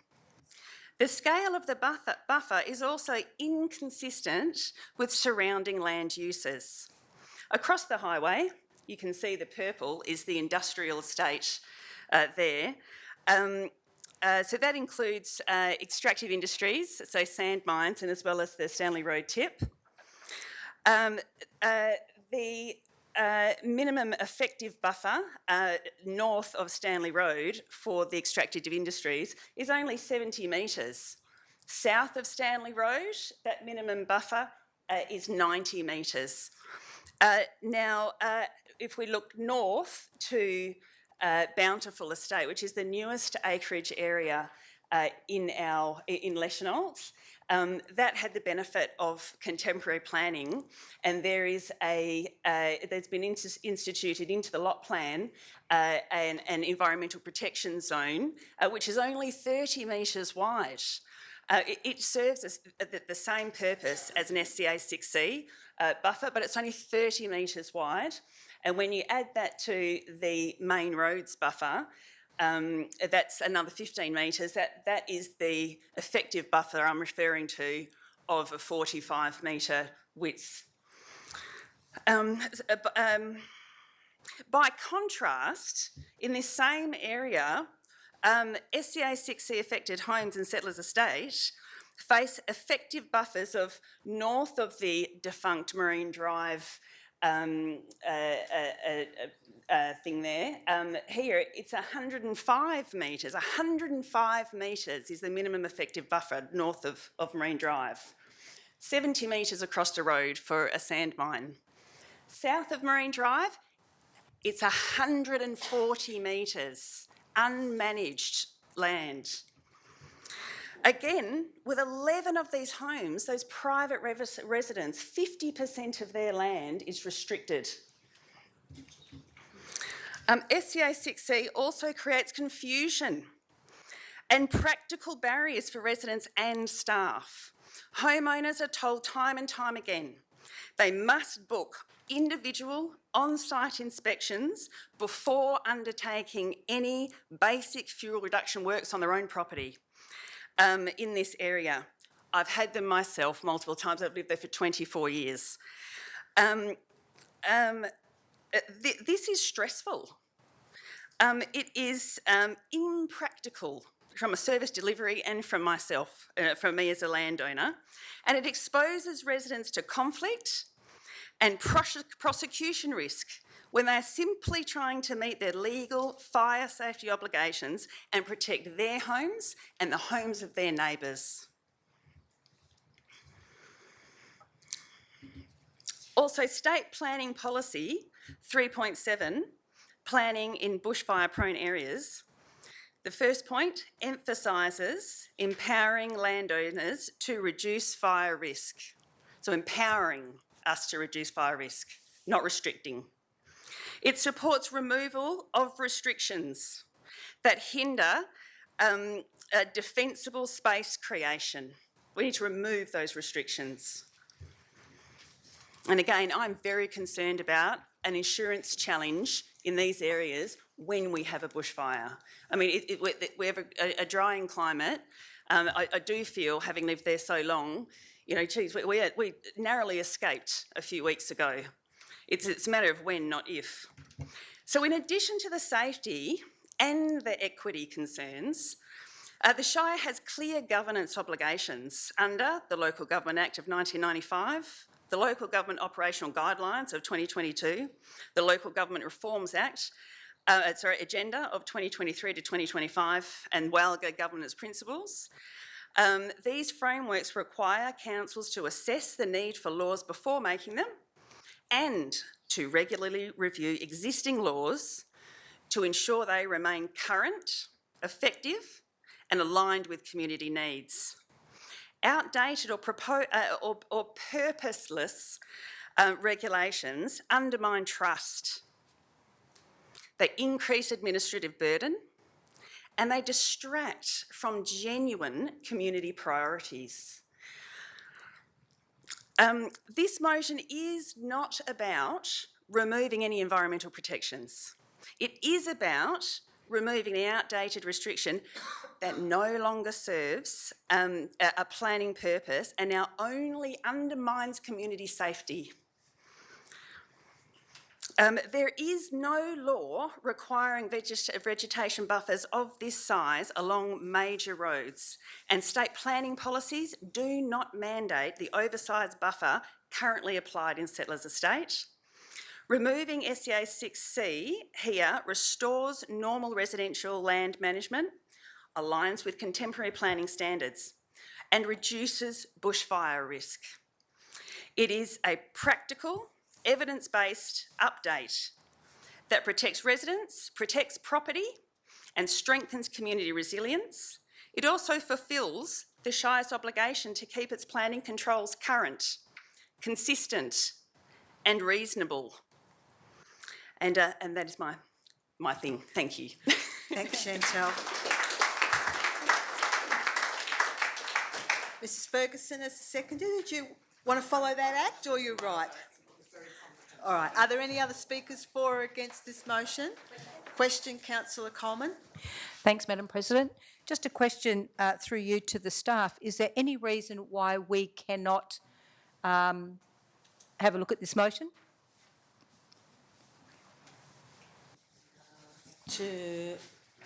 No reason? No? Apparently not. Okay, Councillor Dickinson. A question to staff, what would be the process after if this motion was adopted? What is the process? What is the process? So through the chair, this would go through to the WA Planning Commission. So the process would be initial consultation with the DPLH to see if it's viable and actionable in the first instance. Then from there you can get further advice on how to proceed. All right, any other further discussions? Let's put this one to the vote, councillors, all those councillors and electors. Councillor Bromham, question. No, I want to speak for the motion. You want to speak for? Yes. Go ahead. I speak for this motion. Being in the National Bushfire Brigade, we've fought fires in this area over a long period of time. Just north of where the last subdivision is, we had a trailer several years ago lose a tyre and hot bearing went into the bush, and that burnt through to the Old Coast Road in a matter of minutes. The only thing that saved us on that particular day was that the westerly came in and stopped the fire. So I can understand where these people are coming from in relation to a buffer that really doesn't need to be there. So I speak for this motion. I think we should reduce fire risk wherever possible in an environmentally sensitive way. Thanks, Councillor Bromham. Okay, let's Councillor Carboni. Speaking for or against? Well, I'm just proposing an amendment, really. It's just the timeline. I'm in support of the motion, it's just the timeline. So I was just proposing an amendment that after the council insert within 90 days prepare a report. I just think a month's not enough time because this is not a Shire issue, it's a WA Planning Commission issue, and staff will need to speak to the WA Planning Commission to seek clarification. Okay, Chantal, are you happy with that amendment? Yes, thank you. Okay. So we'll just make that slight, yes? Sorry, but the actual thing says the council at its next meeting request a report reviewing the application. That's a report about reviewing the application, not doing the application. So I don't think a month is I mean, it's a discussion where you guys decide on writing a report. It's not a big deal. There's not a lot of talk. Why can't you do it at the next meeting? I don't think 1 month is unreasonable at all.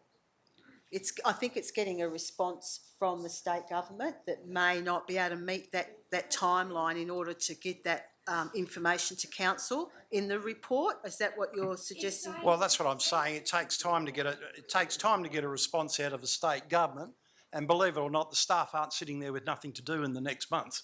They have got a workload ahead of them. So it's just to give them a bit of time to do the necessary research to prepare an informed report to council. And the mover is quite happy with that time frame. So we'll just get that amendment put through into the motion. Mrs Ferguson? Surely the time frame will be put on by council.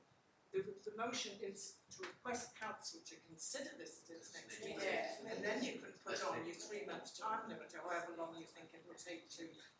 All the motion is asking is that council consider what Chantal has presented tonight, and then you request a report, and you can put your time limit on then, whatever time you think is needed. Okay, yeah, with all due respect, this is not a Shire matter. It's a WA Planning Commission matter. We need to speak. Staff need to speak to the WA Planning Commission. The Shire does not put this special condition on. This is only asking council to take it one step further. We haven't got the power to do anything. everything that we decide has to go to a council meeting. I'll just get Manager Governance. Thank you, Mrs. Ferguson. Thank I'll just you. get Manager Governance to And address through the it. Shire President, so to confirm, all motions and questions that are brought to the general meeting of electors are required to come back to council at the next ordinary council meeting anyway. So there will be an officer comment in relation to this motion brought to that meeting, but we've prepared the amendment, and Crystal will get it up on the screen in a minute to make any application of that motion within 90 days. So it will still come at the next council meeting, yes, but that's what the motion will be that comes to council for consideration. So have we got an amendment? Have we come in? I've put it in there within 90 days. So Chantal, you're happy with that? Okay. Councillor Bromham, yes? Yeah, just a comment. I mean, at the moment we're seeing at the end of January. Before this comes back, it's going to be the end of February. Won't be long before we're out the fire season again. So, you know, and it's going to take time for this to occur. So I think, you know, type of time is not really an issue here. What we've got to do is get it right so that when we talk to the state government, we actually get the outcome that we're looking for. Okay, all righty. Thank you, Chantal. Without further discussion, I'm going to put this one to the vote. All those in favour, and please keep, I would suggest it's carried unanimously. Thank you very much. Is there anyone against? I do have to ask. No one against. There we go. Thank you. All righty. We still have a couple to go. Mrs. Ferguson, would you like to come forward? Thank you. Sheila Ferguson, Unit 458, Old Coast Road, Australind. My motion is, I propose that at its next meeting, Council considers requesting a report on progress made towards strengthening accountability and engagement with the community, as outlined in the minutes of the September 2025 Council meeting, including how, quote, the extent of improvement in individual service areas will be determined through the budget process, unquote. The report to be presented to the April Council meeting. Thank you, Mrs. Ferguson. Do we have a seconder for this one? Yes, India Stone. Thank you, India. These, I'm just confirming they're two separate motions. I have two separate motions, yes. Yeah, so we're dealing with number one at the moment. Okay, Mrs. Ferguson, you've got the floor. Thank you. At the Council meeting in August 2025, in relation to the 2020 and 2025 market community scorecards and the failure of the communications and engagement plan to bring about positive change, I asked how Council intended to stop the decline and raise performance to the industry average.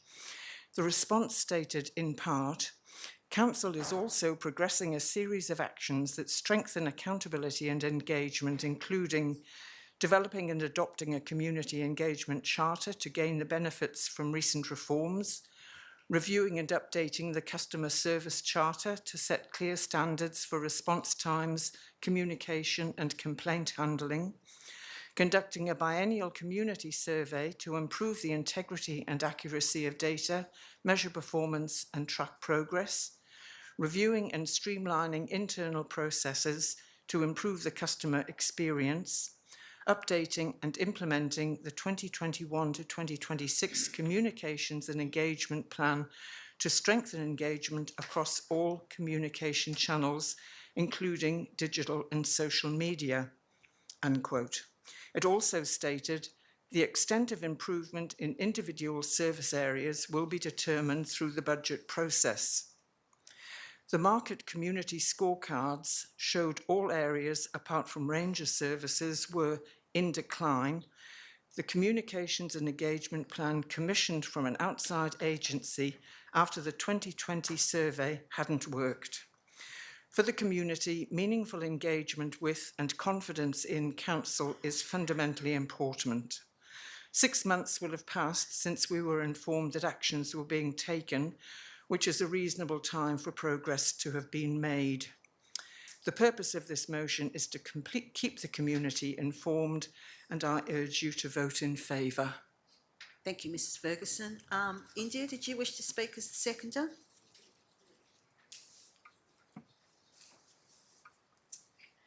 So just with that, we've already had a question earlier about the email response time being up to 4 emails. I currently have an email I've sent 3 times and I haven't had a response yet. And that comes back all the time through our group. I also made some inquiries earlier, I think it was earlier this year actually, on the social media policy and the community engagement policy, which I think you guys all got my email about that.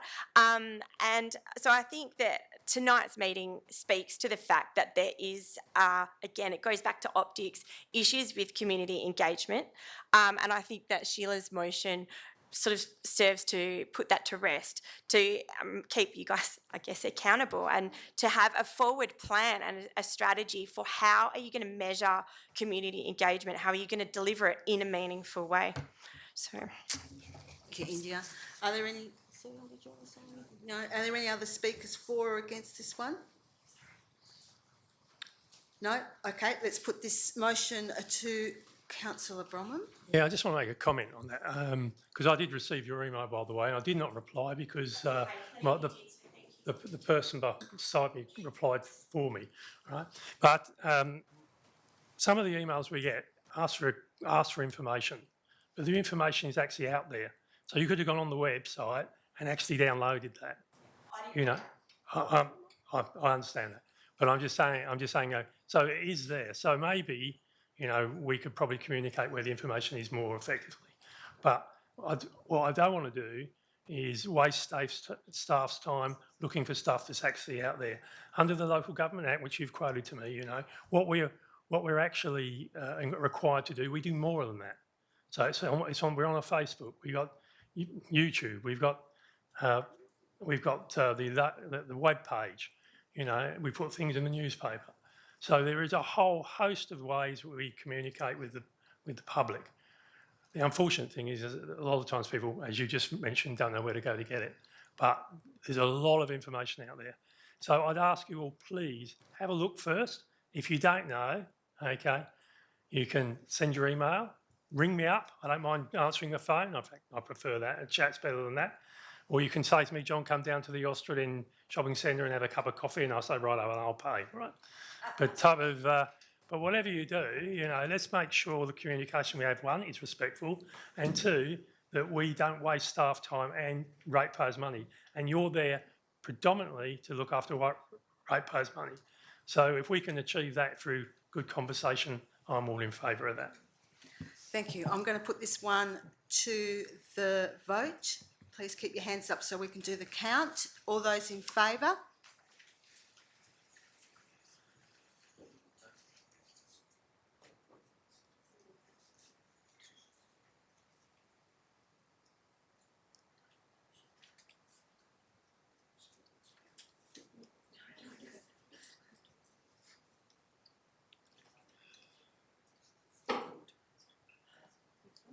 What have you got? 23. Against?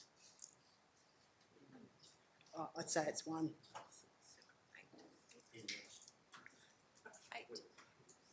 8. The motion is carried. Thank you, Sheila. Your second one, thank you.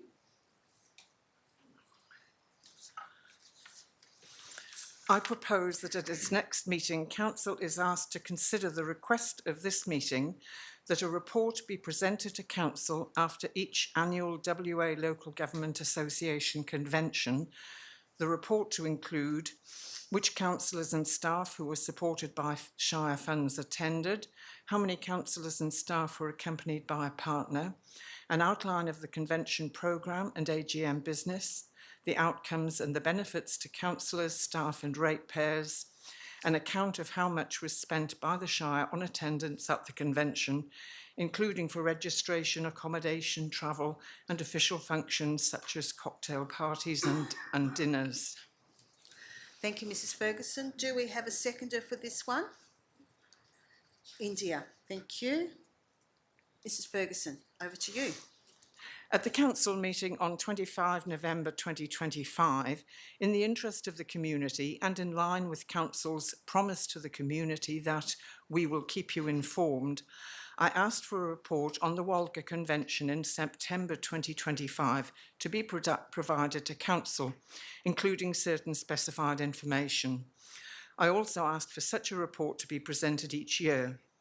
As background, I gave the following information which is relevant to this motion.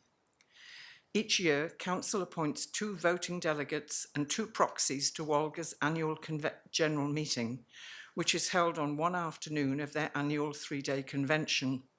No other information is given at council meetings or to the community about any other matter relating to the convention or the AGM. Council Policy 1.2.7 states, Council supports the attendance of council members and partners to the annual WA Local Government Association Local Government Week Convention, and all costs for council members and an accompanying person for accommodation, meals, partners programme and conference dinner will be met by council, unquote.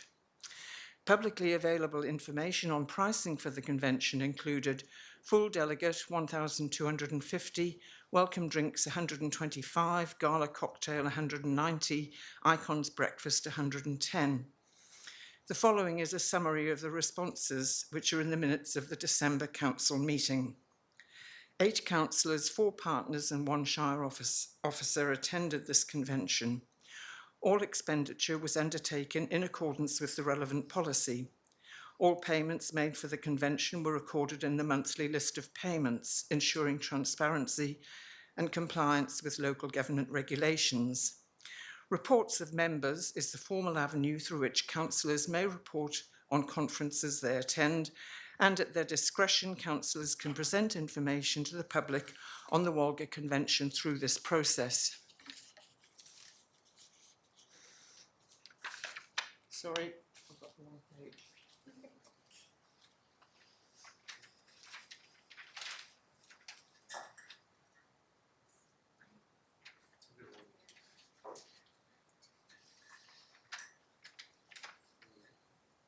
Sorry,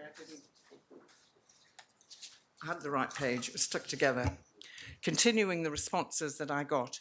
If Council wishes to introduce a more formal or standardised reporting process for events such as this, a notice of motion may be brought forward, and there is no requirement for the Shire to present a report on attendance at the Walga Convention.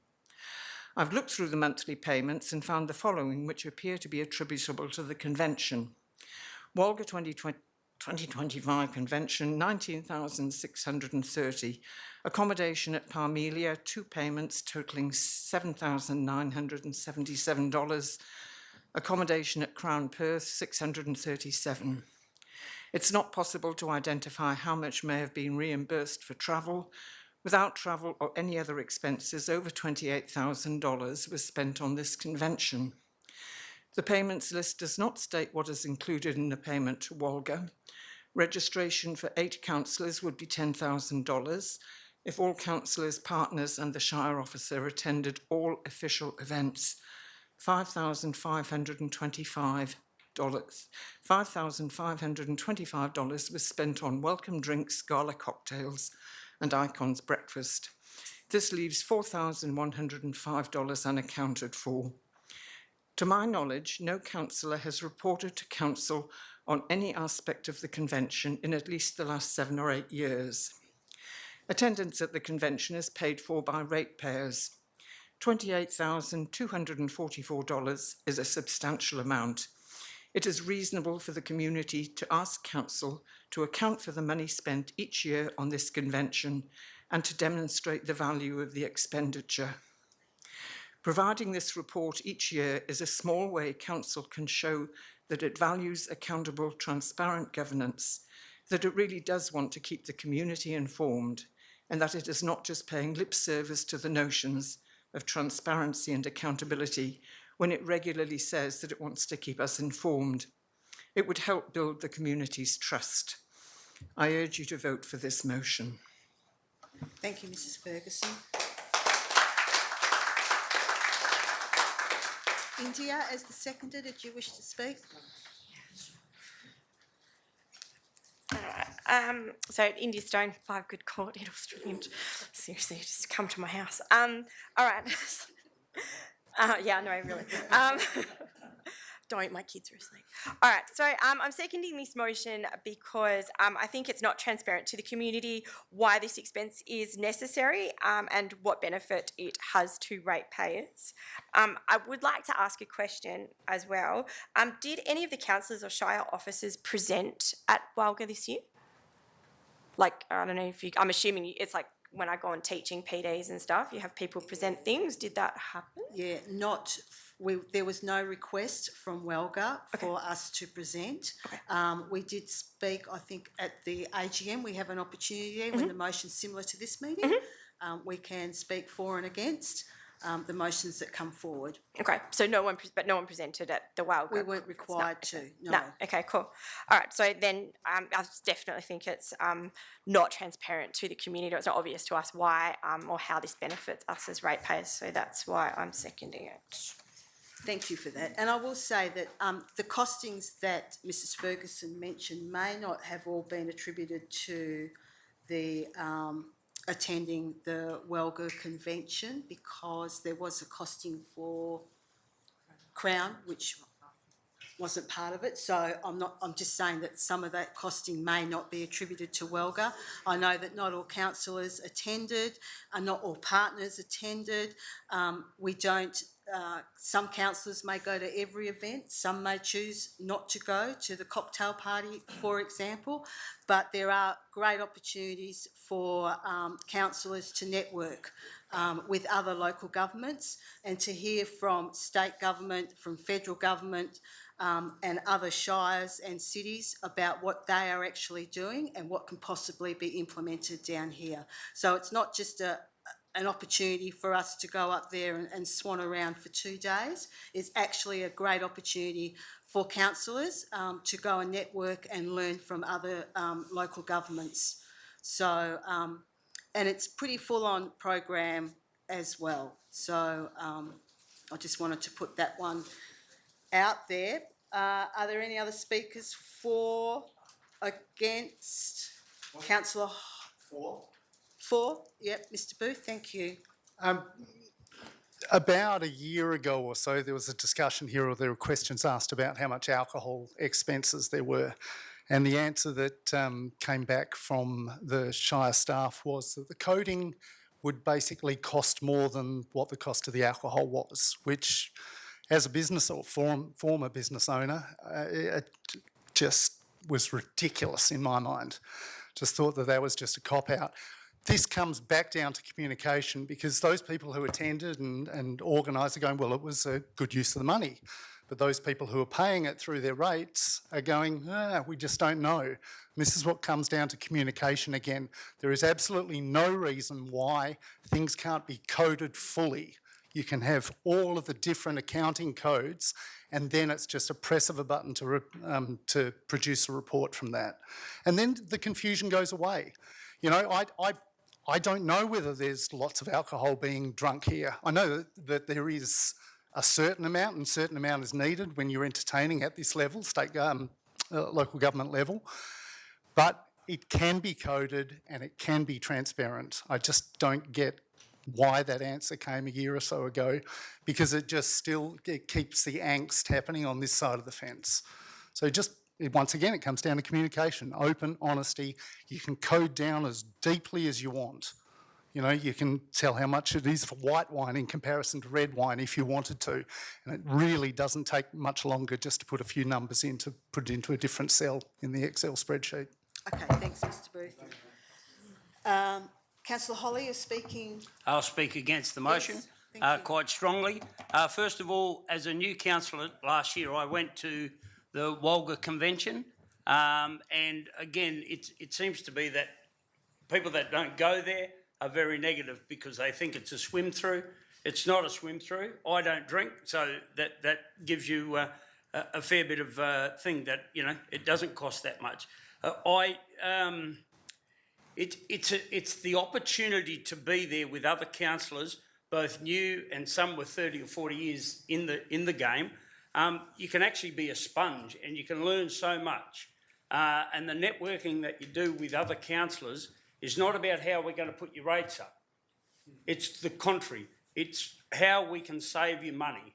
At every one that I've been to, it's never been said, oh, well, let's put the rates up because of this, this and this. And again, this leads to the negativity that happens around on these stupid Facebooks and all that.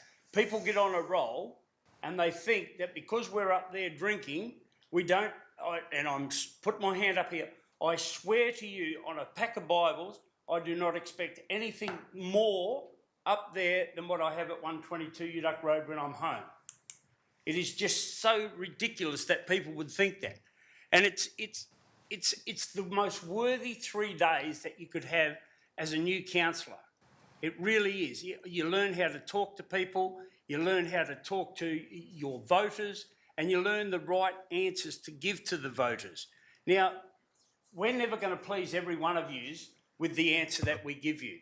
But the answer that we do give you at the time is what we feel is best for the majority of our ratepayers. It's, like I say, it's not a swim through, you're a sponge. And look, we don't all go to each function. So I know that the 2 years that I've been up there, I've missed the major ball itself for the night. I've actually sat with local councillors from here that also weren't there, and councillors from other community councils, and we were discussing things on how we can improve, but not improve the cost of the rates, which is everyone's complaint. Everyone here has got a complaint that our rates are too high, yet you're always a negative about when we try and do things and try and get things back to you. The statement of $28,242 was bandied around. That's $1 a head for the ratepayers of our shire to try and help you out. I'm sure that that's not a lot of money out of your rates. You know, it's sometimes you've got to take the blinkers off and have a look at the big picture on why we go to these things. And you'll look at every other government or communities and those sorts of things, they all have these sort of things. Who was the last person to write to your local MP or your local federal MP to say you're spending too much money on air flights? Why don't you drive? You know, you've got to face the facts that we're trying to improve. We don't want to be the dearest shire in WA, but we get a chance to speak to 130 other 9 shires in the state to try and get your rates down or leave them steady. And it's not a swim through, and I took offence to say, you know, when people say things like that. Thank you, Councillor Holly. Okay. Mr Booth, you've already spoken, so I'm going to Chantel first.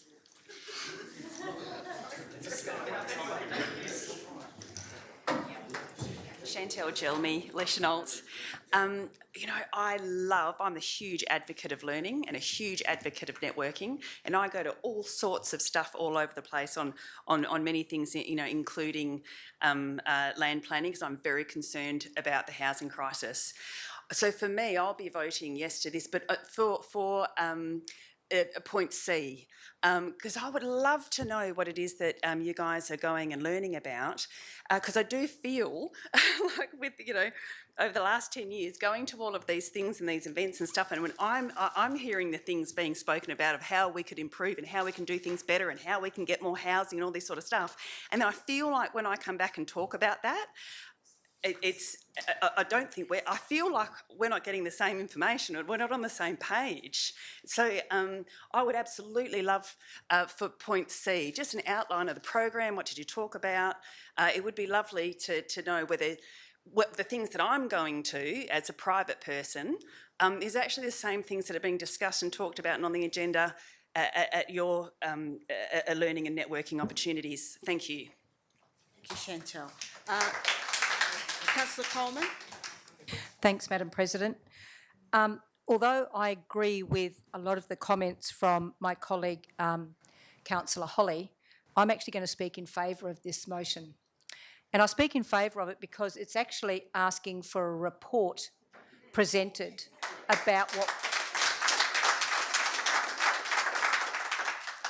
what we said and learnt. So just to give you a rough idea,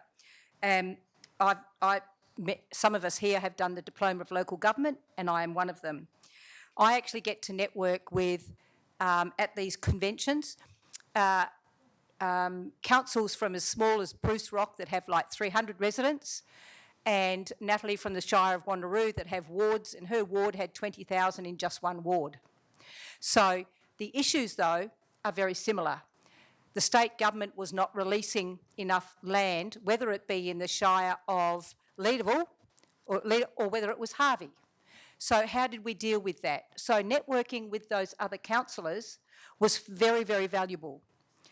We also, with the senior CEO and the president, the advocacy for at these events is huge. We get access to people that we wouldn't ordinarily get access to. And many of you, having been in business, will know that many of those conversations start at a personal level. Then they're followed up and followed through. So these conventions are worth their weight in gold. I have no problem with us as councillors being transparent and telling you that my husband came with me because it never cost me $1 extra for him to sleep in the same room as me, right? It might have cost a bit more for breakfast, but here I am at 8 o'clock at night, having been here since lunchtime today. So do I feel that that's worth it? Yes, I do. As a ratepayer, would I feel if it was worth it if you were doing it? Yes, I do.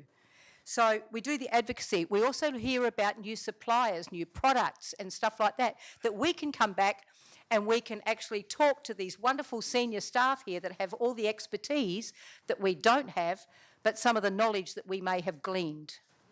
So again, it comes down to communication, as Mr. Booth rightly said. It comes back down to us also being transparent and providing a feedback report. I have no problem with providing that report because it is our collective money. We're all ratepayers too. But please bear in mind that these are very, very important conventions once a year, and we get access to people that we could not otherwise get access to, whether that be state politicians. I mean, we are extremely lucky that we have the lovely Michelle Boylan in our Shire. But if we didn't, how would we get access to someone like Michelle? You know? So how do we start those conversations? How do we talk to people that's got 100,000 people in their Shire versus 300 in Bruce Rock? Do they have the same issues that we have with fire mitigation? Do they have the issues of drought, as we're seeing in the Midwest? How do we mitigate that? How do we help each other as Shires? So it's extremely important that we go, point number one. Number two, I don't have a problem personally providing a full report because it's actually about being transparent. Thank you. Thank you. Are there any other speakers for or against? Against, Councillor Kabani, and I'll come to you, Mrs. Ferguson. Thanks, Madam President. Yeah, I'll speak against it, and I concur with a lot of what Councillor Holly said earlier, and with part of Councillor Coleman's comments. Yes, it is a valuable experience for new councillors and for any councillors. I didn't attend last year. The last time I attended, they introduced us to artificial intelligence. The Minister got up and explained the reforms that were happening on through local government. It was a valuable experience, and as has already been said, it's a great networking experience and that. But this is just another waste of time of council staff preparing a report. And who's going to write the report, Councillor Coleman? It's a... Sorry, I just... sorry, I'm speaking at the moment. Thank you, everybody. Well, Councillor Kabani has the floor. Thank you, Councillor Kabani. So who's going to write the report? Because no staff go. The only staff member that goes is the CEO. So every councillor that goes is going to fill in what outcome or what benefit they've had, do their own report. Is that what we're going to do? And that it's just a waste of time. Another waste of council money. Everyone complains about their rates and their rates bill, so what are we going to do? Tie up more staff time writing a useless report that means absolutely nothing. It's already budgeted, it's already in the budget papers what's spent on accommodation and everything like that. Whether my partner comes or goes is nobody's business, and so it's just a waste of time, so I speak against it. Do you pay for her if she does go? Thank you, Councillor Kabani. Belinda, thank you. Thank you, Madam President. I would like to support this motion because I think what community is asking for is information about what councillors are attending these conventions for, so that when they want to escalate a question or escalate an initiative or talk about something that they're passionate about, they know who to speak to. They know who has the contacts. They know who is interested in firefighting, like Councillor Bromham, or they know who's passionate about Brunswick, like Councillor Dickinson, or other councillors we don't know because they don't share. So for a lot of residents, what we're asking for is information. What are you passionate about? What are you learning? And for younger generations, people younger than me, to create diversity on council, why would people be interested? Conventions like these create opportunities for communities to grow and develop, and that's just going to happen. But it's just about that. Thank you. Thank you. Are there any other speakers for or against?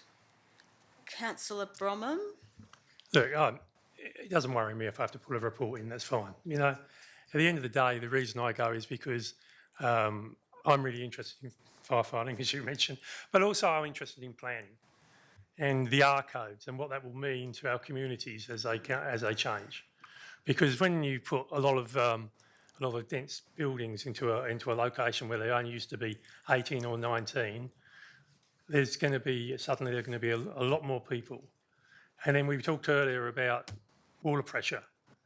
You know, it's about the services that actually go there, and not just the services themselves that run the particular areas, but also the services like hospitals, buses, roads. Are they going to be big enough? What's it going to cost us? So those are the important things, and they're the type of discussions that we have when we go to these conferences. And they're very important discussions because, believe it or not, we're not the first people to face it. And you meet the councils that already have and the problems that they have and how they've overcome them. So I think that's a really, really good learning curve. As far as drinking and this type of stuff, most of the stuff that I drank when I was there, I did have a few beers, I will put my hand up, were already paid for because they were part of the convention, you know? So did I go to the pub afterwards and spend some money? No, I didn't. I went to bed with my wife and enjoyed a good night's sleep because I was up early in the morning. Because I was up early in the morning and I was there late at night. Thank you, Councillor Bromham.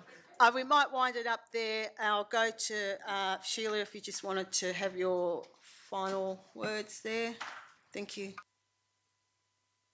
I would just like to have my right of reply to say there is no suggestion in my motion that councillors should not go to Walga, that it is not of benefit. All I'm asking is that you tell us about it. The questionable amount was the amount is relevant. I think if it only cost ratepayers $1,000, I wouldn't have raised my motion. I think $28,000, now slightly less rather than more if the Crown purse isn't. It's accountability. I've learnt more about what happens at Walga tonight than I've heard in 10 years of living in this shire and following council meetings. All we're asking is that you tell us about it. Thank you. Thank you, Mrs. Scott. All righty, having said that, let's put this one to the vote. All those in favour, please put your hand up and keep them up. I think it's unanimous. I think we're pretty... Oh no, sorry.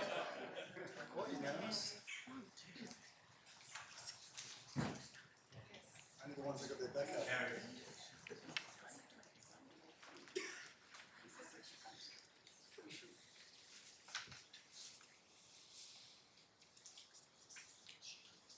40, those against? 2. It's carried. Thank you. Alrighty, moving along, and I'm very conscious of the time, but we have Suzanne Taylor-Rees. Thank you, Suzanne. Hopefully I'm lucky last. I will seek your advice actually on changing this with regards to timeframes as well. But anyway, the motion is the electors of the Shire of Harvey request councillors and President forward written correspondence to the following ministers within 14 days of this meeting for thorough explanation on how the federal and state governments can allow contraventions of the EPBC, which is the Environment Protection and Biodiversity Conservation Act of 1999, by the historical knowledge and documented evidence that wind turbines and associated infrastructure that they have planned in Geograph Bay and the Shire of Harvey region. And I'll probably have to divide it into two motions. Do you want me to read the second part? Yes. We request the Honourable Roger Cook, Honourable Jackie Jarvis and Honourable Reece Whitby support an immediate moratorium on all proposed offshore wind infrastructure in Geograph Bay as support of the state government's January 1st, 2026 demersal ban, which lists the endemic jewfish at severe risk. Correspondence to go to Honourable Chris Bowen, Honourable Richard Miles, Honourable Murray Watt, Honourable Roger Cook, Honourable Reece Whitby and Honourable Jackie Jarvis.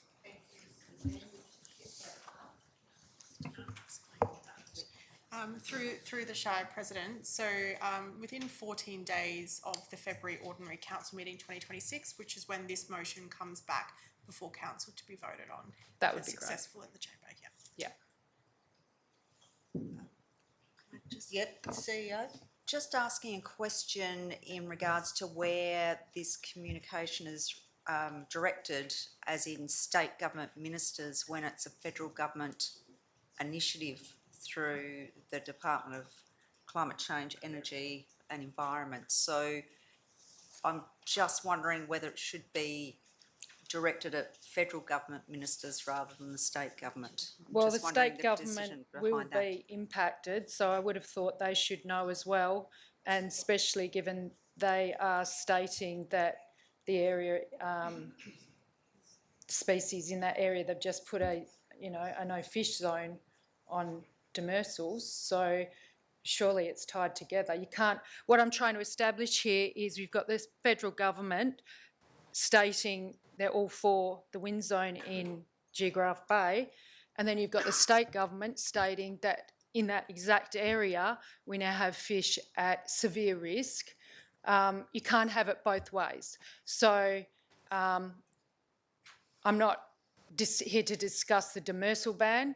I think that was rushed and shouldn't be even on the table. But anyway, the state government can't suggest one thing and then the federal government come in and override it, because this destruction will happen exactly where they're so-called wanting to protect these at-risk species. Absolutely. So that's why I want to cover both. Okay, happy with that, CEO? If this motion is passed and goes through council at the ordinary council meeting, then potentially we just need to meet up to discuss further details for the correspondence. Do I get a seconder for this one? Mr. Rowe seconding it. Thank you. Okay. Suzanne? Joyce. Joyce. Oh. I've got you, Mr. Councillor Bromham. I'll be with you in a second. Sorry, Joyce. Joyce Brock. Joyce Brock. Okay. Thank you. The floor is yours, Suzanne. Okay, I'll try and be quick. The marine environment of WA is unique and diverse and is a very dynamic and changeable ecosystem with no hard boundaries, just a constant flow. With this in mind, it's beholden on all of us to take responsibility and prevent any known threats, impacts and potential risks that would alter these natural systems. What occurs off the beaches in the Shire of Harvey will affect ecosystems north and south due to the upwelling of the Southern Ocean and the flow of the Lewin Current. The federal government last week awarded 3 feasibility licences for offshore power stations in Geograph Bay, all 3 directly off the coast of the Shire of Harvey: Bunbury North, Bunbury South and Westward Wind. Interruption of the natural flow of the Lewin Current by installation of 400 plus turbines and substations has the potential to change and impact the natural climate zone, humidity and not least the marine ecosystem. Destruction of the seabed during the construction phase poses an unacceptable risk to the environment and biodiversity. Hundreds of kilometres of subsea trenching will be required for each licence holder, covering up to 732 square kilometres of Geograph Bay and connecting directly to the shore between Milup and Binningup, where yet another substation will be required. Each turbine will in the proponent's own words, be the biggest in production available at time of installation. Presently 285 metres tall, and they will require a concrete base of 500 square metres plus in the seabed. That's the size of a 4x2 house, just for scale. We have internationally recognised Ramsar wetlands within the Shire of Harvey, with the Peel Yargorup Ramsar listed reserve stated as the most important area for water birds, waders, and many species of migratory shorebirds from breeding grounds in the Northern Hemisphere and the most diverse estuarine complex in Australia's southwest. Ironically, the state government on January 1st implemented an immediate ban on commercial and recreational demersal fishing based on the latest scientific stock assessments, which people are yet to see, which show jewfish and pink snapper are under serious threat and at-risk species. Yet the federal government offers up Geograph Bay for 3 offshore power stations. Rock lobster are an indicator species for coral reef system health, presently with successful population distribution, indicating no interruption to the migration and molting processes. The installation of concrete footings and ramming piles into the ocean substrate will cause irreparable damage to the very reefs that are their essential habitat. Destroying healthy natural reef with concrete is an act of desecration. The WA coastline is a known whale migratory path and foraging grounds, with Geograph Bay reported to the federal government as a birthing and nursery zone. This rezoning of our South WA coastal zone now makes nursery zone not an acceptable area for any industrial constructions like offshore wind turbines under the EPBC Act of 1999, the protection hierarchy. These are just a few of the issues that we will raise tonight and request support in moving this motion in an attempt to establish the justification that the federal government believes it has to allow contraventions of the EPBC Act of 1999 and in light of the recent demersal ban by the state government. Thank you for your time and consideration. Thank you. Joyce, did you want to come down as the seconder?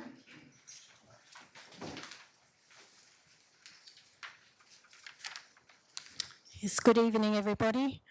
I would like to second that motion to initiate a request to Minister Bowen, Watt and Premier Cook to give an answer to how they can allow an offshore wind turbine zone in the area where demersal fishing has been banned and licences cancelled with claims of extinction level stock of red emperor, jewfish, pink snapper, in light of the fact that no science data, report and listing of the demersal fishes are on the EPBC, so the Environmental Protection Biodiversity Conservation Act 1999, as being at risk of extinction. In addition, the blue whale, pygmy blue whale, southern right whale are on the endangered list, and our Geograph Bay is their highway, their nursery and playground. Also, we have the Tristan albatross, Amsterdam albatross, great knot, and the curlew sandpiper, which are on the critically endangered list.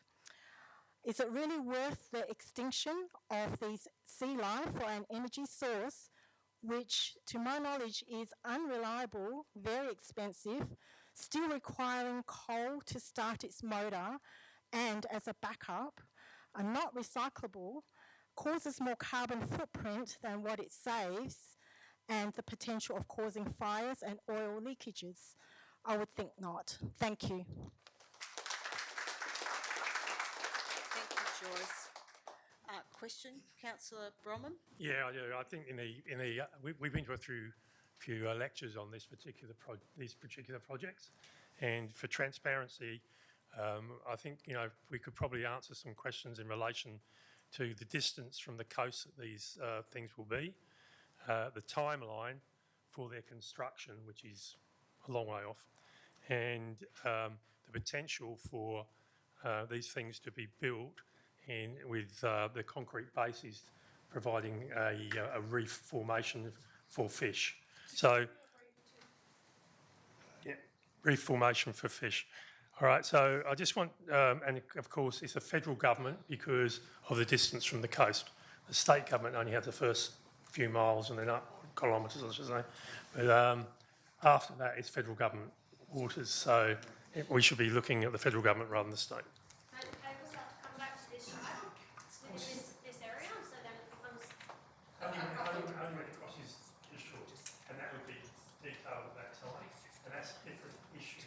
Councillor Bromham, you speak to into the microphone and we'll answer the question. Yeah. Yeah, thank you. Any other speakers for or against this one? Yes. Yes. Just come round. Just state your name and your address, thank you. Hi, my name's Courtney Truman. I'm actually from Glen Iris. I put a similar motion in the City of Bunbury annual electors meeting in December. I just would like to make a small note that a lot of people here probably are unaware of. The noise that gets emitted from these wind turbines can result in hearing loss for all the migrating whales. Now, that becomes very dangerous for them and they can become beached. Now, in WA, the removal of whale carcasses are the local government's responsibility to remove. That means that you guys, me in City of Bunbury, it is the ratepayers' responsibility for payment. And they can be up to $20,000 per whale carcass. Are you guys prepared to be paying that expense? I'm certainly not. I don't think you guys would be as ratepayers yourselves. So there is a lot more consideration that needs to be implemented. Thank you. Thank you. Alrighty, do we have any more speakers for or against? Okay, we'll put this one to the... Oh, Susanna, do you want to... Sorry, please come forward. I'd just like to say it seems like the Shire of Harvey likes to handball this one, but the Shire of Harvey is the only shire that will be impacted once this hits land. The Shire of Harvey is predominantly the only shire that will have these off their coast. So to handball it and say it's not really a Shire of Harvey issue, well, yes, it is. And should, like they have done overseas, the proponents go belly up and lose all their money and their funds, it's left to the ratepayer and the taxpayer of Australia to deal with it, not with the proponents. The Shire of Harvey is stunningly beautiful. Do we want to be known as the offshore power station Shire? There's a reason it's being positioned here and not off the coast in Perth, off Cottesloe, off City Beach. Do you think that would really fly? Seriously, it's here for a reason. We're a soft touch. We're a small community. There's very few people on the coast to see this. But this isn't, this is actually a NIMBY issue, because if we don't stand up and protect what is in our backyard, who will? The federal government is landing this on us with we have a choice and we should be fighting back. And every single one of you here should be fighting for the Shire of Harvey. We should not be industrialised, and we should not be the first shire in WA to accept industrialisation of our ocean. There is just so much at stake here and so much to lose. It honestly beggars belief. You say we want best outcomes for the community. Well, I'm imploring you to defend and protect Shire of Harvey with everything you've got and fight this to the core, because it is destruction of our ocean. There's no two ways about it. It's not going to deliver power for Shire of Harvey residents. We're actually at capacity with power here in the South West Network. They can't have any more. So the proponents have already said the turbines will be the biggest that is going. So 285 metres doesn't sound too tall, does it? There's nothing in Perth 285 metres tall. It's taller than the Eiffel Tower. That's what we're looking at. These are massive, absolutely massive. Yeah. Yes, I'm passionate about it. There's a lot to lose here, and our marine environment is worth fighting for.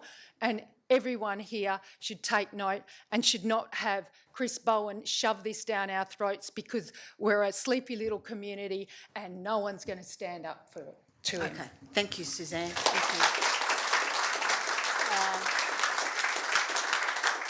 Councillor Coleman, you have a question before I put it Question, to the thanks, vote? Madam President.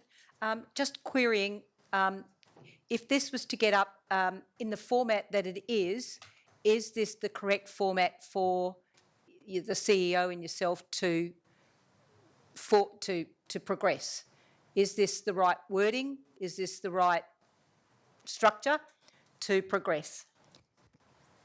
CEO?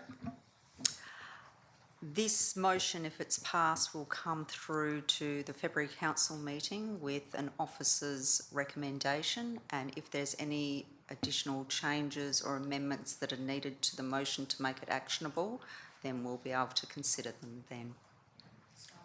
While still keeping the keeping intent the of the intent. motion.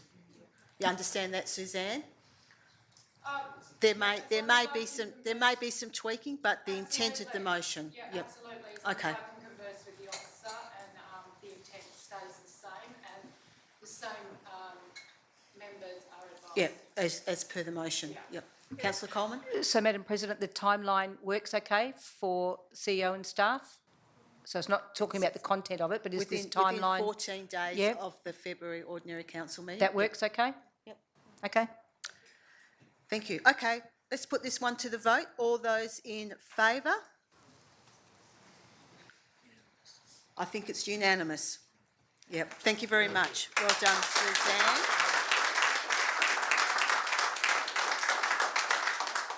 Colleen, I have one here which is... what you think's so funny down there, mate. What's so funny? We're going to smirk on your face the whole time she's been talking. No, Mr Rowe, enough, thank you. Thank you. Colleen, you had a notice of motion for wind turbines to be advised. Did you have anything else you wanted to... You're happy? Yeah, I'd just like to know what is the council's stance. Yeah. That's actually a question, not a motion, but it will come through when Suzanne's comes to council. Okay? All right, last one that I have at this stage is from Mr Rowe. Which one's this one?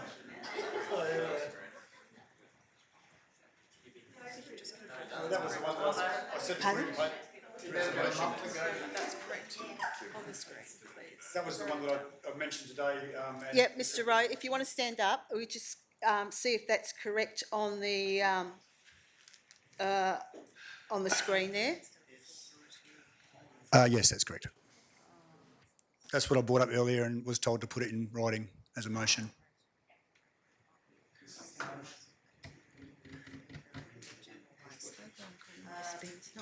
CEO? Yeah, look, I think the first part of the motion, although very descriptive, is implementable. I'm just... You can rechange the wording if you like, mate.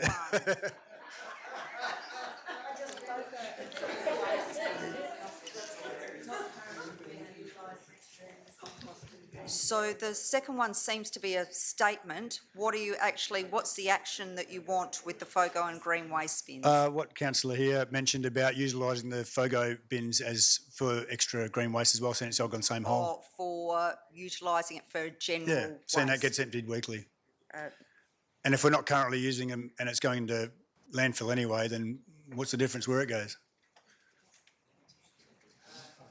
If you're going to be continuing to give green plastic bags. Thank you, everybody. If we can we're just trying to work through this motion with Mr Rowe, so I just ask you to be a little bit respectful while we just get the wording right for Mr Rowe here.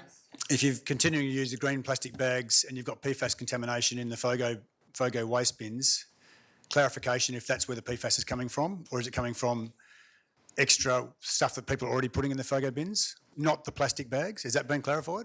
I doubt that the PFAS contamination can be traced to one source. There is a lot of contamination that goes through into those FOGO bins. And they are through a range plastic of local bags though, aren't they? governments And not just the Shire of Harvey. Yeah. So to be able to determine exactly where it's come from is not possible. And you've had fires with the compost at the Stanley Road tip as well because of that. They haven't been turning them over properly and doing the right things, and they've had actually fires out at combusting in the Stanley tip as well. So I can't comment. I don't have the knowledge. We're just trying to sort out this second part of the first part is fine. You got the green bellied bush budgies part? The second got part that one. of the motion, the FOGO and green waste bins not currently being utilised and turned into compost and being buried. Into it. So along the lines of being utilised for general rubbish. waste General collection, Yeah. and continue to be Because we're still getting charged for them and it's not being turned into compost. So No. can we utilise them for rubbish? general waste. To utilise it, until a determination, or we'll just leave it. Keep it simple. Keep it simple. Especially Got that? especially at times like Christmas and Easter, and there's the bins and rubbish running down the street. Once it's been so. seconded, Mr. Rowe, you can have your say. So we'll just get the wording right, your motion, and then Sweet. we'll ask for a seconder, and then the floor is yours.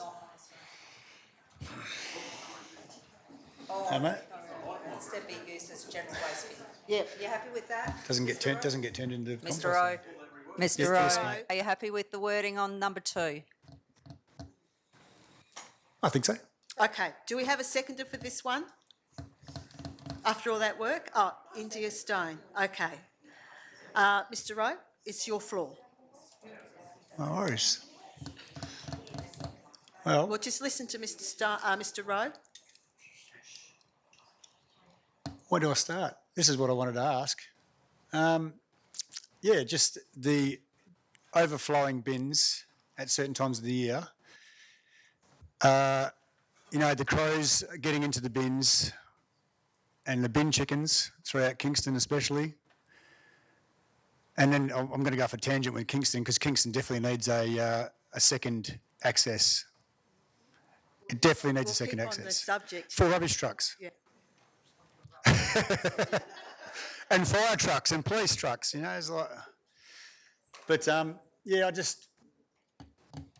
you see the amount of waste and the amount of rubbish that's going out in the bush and everywhere else, and people getting charged at the tip for taking toasters, kettles, tyres, oil, couches, mattresses, everything has got a charge. We get our tip passes every year, but it still costs us $100 to go the bloody tip.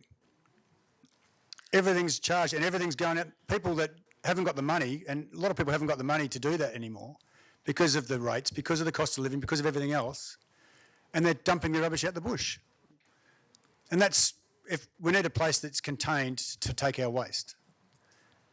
Because the bush and everything it's supposed to be pristine, but it ain't. There's not too many places out in the bush now that haven't got rubbish in them. And we don't need it running down the street because the bins are overflowing. Okay, we got it. Thank you very much. Thanks, Mr. Rowe. India, did you want to speak as a seconder? I think we've got your address, so and who you are. Okay, so I have done a fair bit of delving into FOGO bins of late, and I guess as you do. So something that has got me, and it always has done, is that when FOGO bins were brought in, the immediate burden on waste reduction went to residents. It did not go to the corporations. So I have 4 kids. We have 6 people in our household. I can't go to Aldi with my container and fill up my bucket loads of pasta with a reusable container. So I still have the same amount of plastic waste that I had when my bin was emptied weekly. My waste hasn't magically disappeared. And I do recycle, I do compost, I used it correctly. We've had tons of people come through the 6233 with feedback on this, and the easy solve is that general waste is collected weekly. It stinks, it's disgusting. I have 3 little boys who are obsessed with bins. Belinda can attest to this. They are out in our cul-de-sac every Tuesday. Today, it is the best day of the week for them, and they won't go near it, and these kids are obsessed with the bins. It has to live out at the very front of our driveway. It's unhealthy. It's just not sanitary, and I think that you would reduce a significant amount of the FOGO contamination if the general bins were collected weekly. So many people, I mean, not at this end of the Shire, but so many people in Australind, we live on relatively small blocks. I have a 1/4 acre, and I don't even fill the FOGO bin. It's so rare. FOGO going fortnightly and general going weekly, you might find that the contamination issues are not negligible, I think, because it would be more manageable and we would have less flies. And I know, we all know that this season has been horrendous for flies. That's why I'm supporting the motion. Thank you, India. Alrighty, are there any other speakers for or against this one?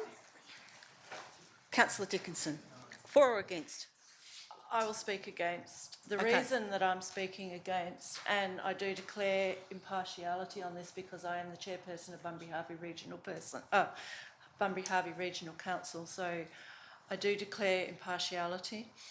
I am a firm advocate for FOGO waste. I was one of the councillors that was put this up to council for it to be adopted. I'm proud of that. Because I'm the council delegate on BHRC, I have actually seen what gets tipped out of the rubbish truck when a FOGO load is emptied, and it is contamination. There is a percentage of the population that agree with it. There's a percentage of the population that don't agree with it. There is systems in place that if you cannot put all your rubbish in the bin that's provided, that you can apply to the Shire to get another bin. That has been stated already tonight. So I think the FOGO was a state government initiative. We endorsed it because we are trying to divert the amount of waste that is going to landfill. We are fortunate in the Shire of Harvey that we have a landfill facility at the moment in Richardson Road. Stanley Road is no longer a landfill, it is a transfer station. The costs associated with Stanley Road site are the costs that in order to transfer whatever is taken there by the community to the relevant localities for it to be processed, whether it is recycled, whether it is just going to landfill. There is a cost to all of that has to be borne by somebody. BHRC is not able to generate income from receiving the waste like it used to when it used to operate a landfill. They are separate issues from this, but there is confusion in the community as to waste generally, I believe. I have been an urban resident and I had my rubbish collected.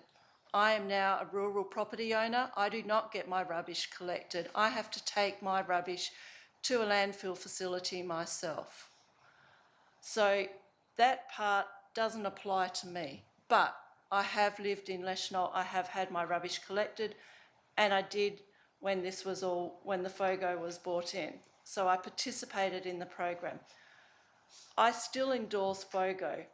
I still think it is a system that can work with more education to the community and with more funding available.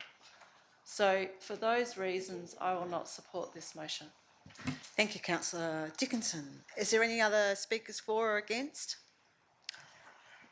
Belinda. I feel like I just have a lot of opinion tonight, so thank you for your patience, especially at this time of night. I'd like to suggest an adjustment. I hope you don't mind, Jeff. But what I'm suggesting is that the community they don't want to get rid of FOGO. They want FOGO to work. My suggestion is to keep point 1, but change point 2 and potentially advocate to whoever we need to advocate to, whether it's state or federal, to encourage consequences on corporations who are over-packaging things and creating more waste that can't be recycled, that can't be organic, and approach it from a very different perspective. So you're suggesting an amendment to? I am suggesting an amendment to the motion. What's the wording? Thank you. So keep point 1. So general waste be emptied weekly instead of fortnightly. That way, community still use FOGO the exact same way. So FOGO is collected fortnightly rather than weekly. So from a community education perspective, there is not going to be a retraining of habits. And then add a third item to advocate on behalf of the environment, I'm not sure who, but to advocate to state and federal government to hold corporations accountable to improving packaging reduction. Just one moment. Mr. Rowe can agree to this if he's happy with the amendment. Is that correct?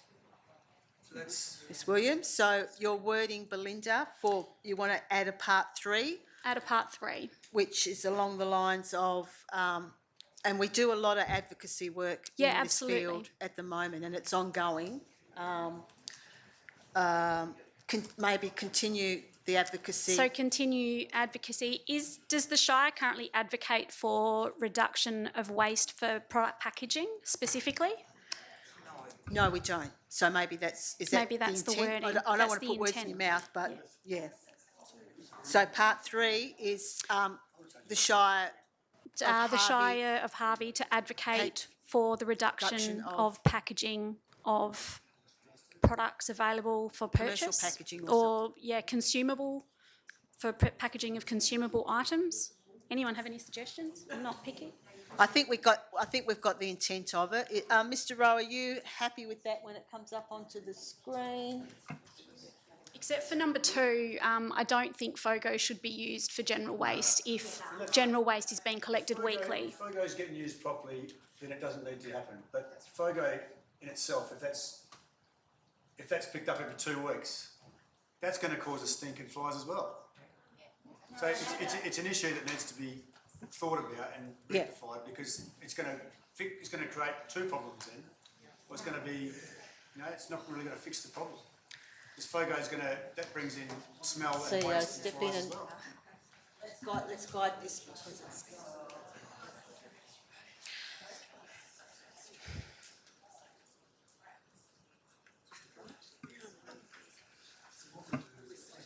Just sorting out, thank you, Belinda.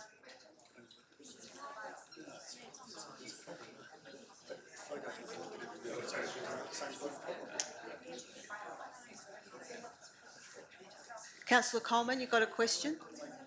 Thanks, Madam President. Thank you, everybody. I know it's late. We've just got a question here. Yeah, just a question. So with the FOGO Sorry, bin, everybody. Thank you. with the FOGO bins, are we yet able to determine whether it is our council residents contaminating FOGO or whether it's anybody else that's contaminating FOGO? So is it isolated so that if we're doing the right thing, we're all good, or is it still a combination of other councils? Councillor Dickinson, short answer, please. There are certain areas that are still that were still contaminating the FOGO when the FOGO was being made into FOGO that were in the Shire of Harvey. Each truck can identify where it's picked up, so it can be identified where the contamination is coming from, which locality. To the house? Yeah, good. They should be fine then.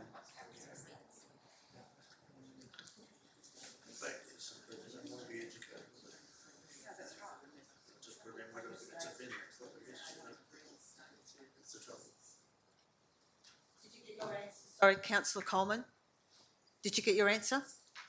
I think I did. I just want to make clear that we stopped doing FOGO here. It was going to landfill, even though we could identify that we weren't the culprits. Is that what you're telling me?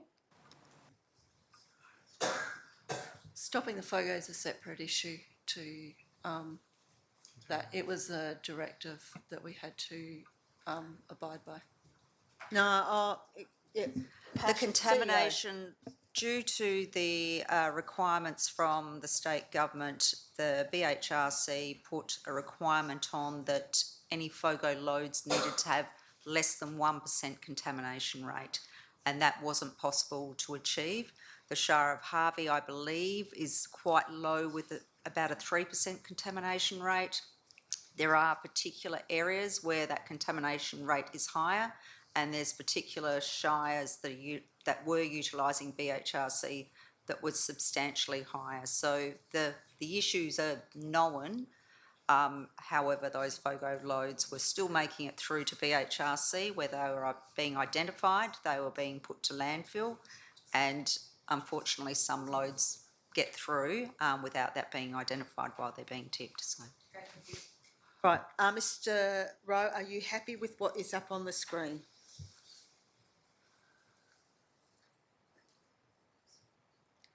The first one now that I'm thinking about it, the FOGO needs to be emptied. Something needs to be done because it's going to fix one problem and create another. The problem's still going to be there. So are you happy, do you want to remove one and make two one, so make council continues advocating to reinstate the FOGO services? Well, they can continue to advocate it, but until it's fixed, it's not going to happen, is it? And, well, we are working towards a solution in regards to that.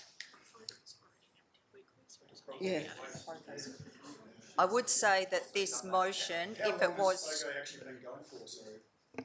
Oh, when did it start? I think around 2019, 2020. When did it finish? Yeah.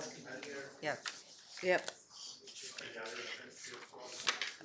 This notice of motion, and if it does get up, will be addressed in the council meeting in February. But if general waste bins are emptied weekly and FOGO continues to be emptied weekly, there will be an additional cost to ratepayers for that increase in service. Yeah.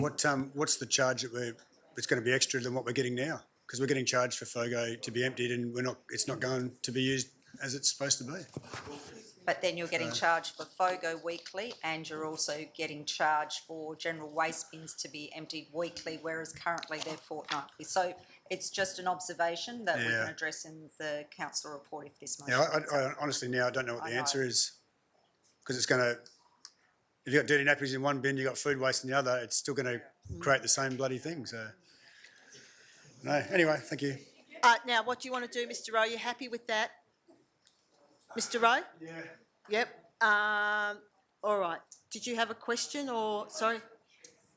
I'd like to raise a point. I know Shire of Duncraig in Perth with their FOGO, they're not allowed to put any food scraps or animal droppings or anything that can cause a lot of smell and stuff like that. So they got around the problem by being more strict on what goes in the FOGO bin. So if we start putting the products that are going to cause smells and create fly issue into the general rubbish and reserve the FOGO for your grass clippings and things, your cardboards and things like that, that aren't going to cause the smell, then the problem's solved, isn't it? Yeah. And you've got cameras on the trucks that can identify the culprits that are putting contamination into the waste. So they should be... All right, I'm going to put this motion because I'm very conscious of the time and I think we've discussed it enough. So we'll put it as is. Can I have a show of hands of those in favour? The motion. Can we have a count? Please, someone count. Just to be looked at. Yeah. Keep your hands up, please, so we can...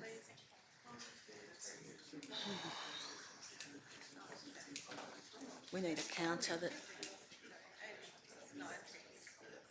19, 4. Those against?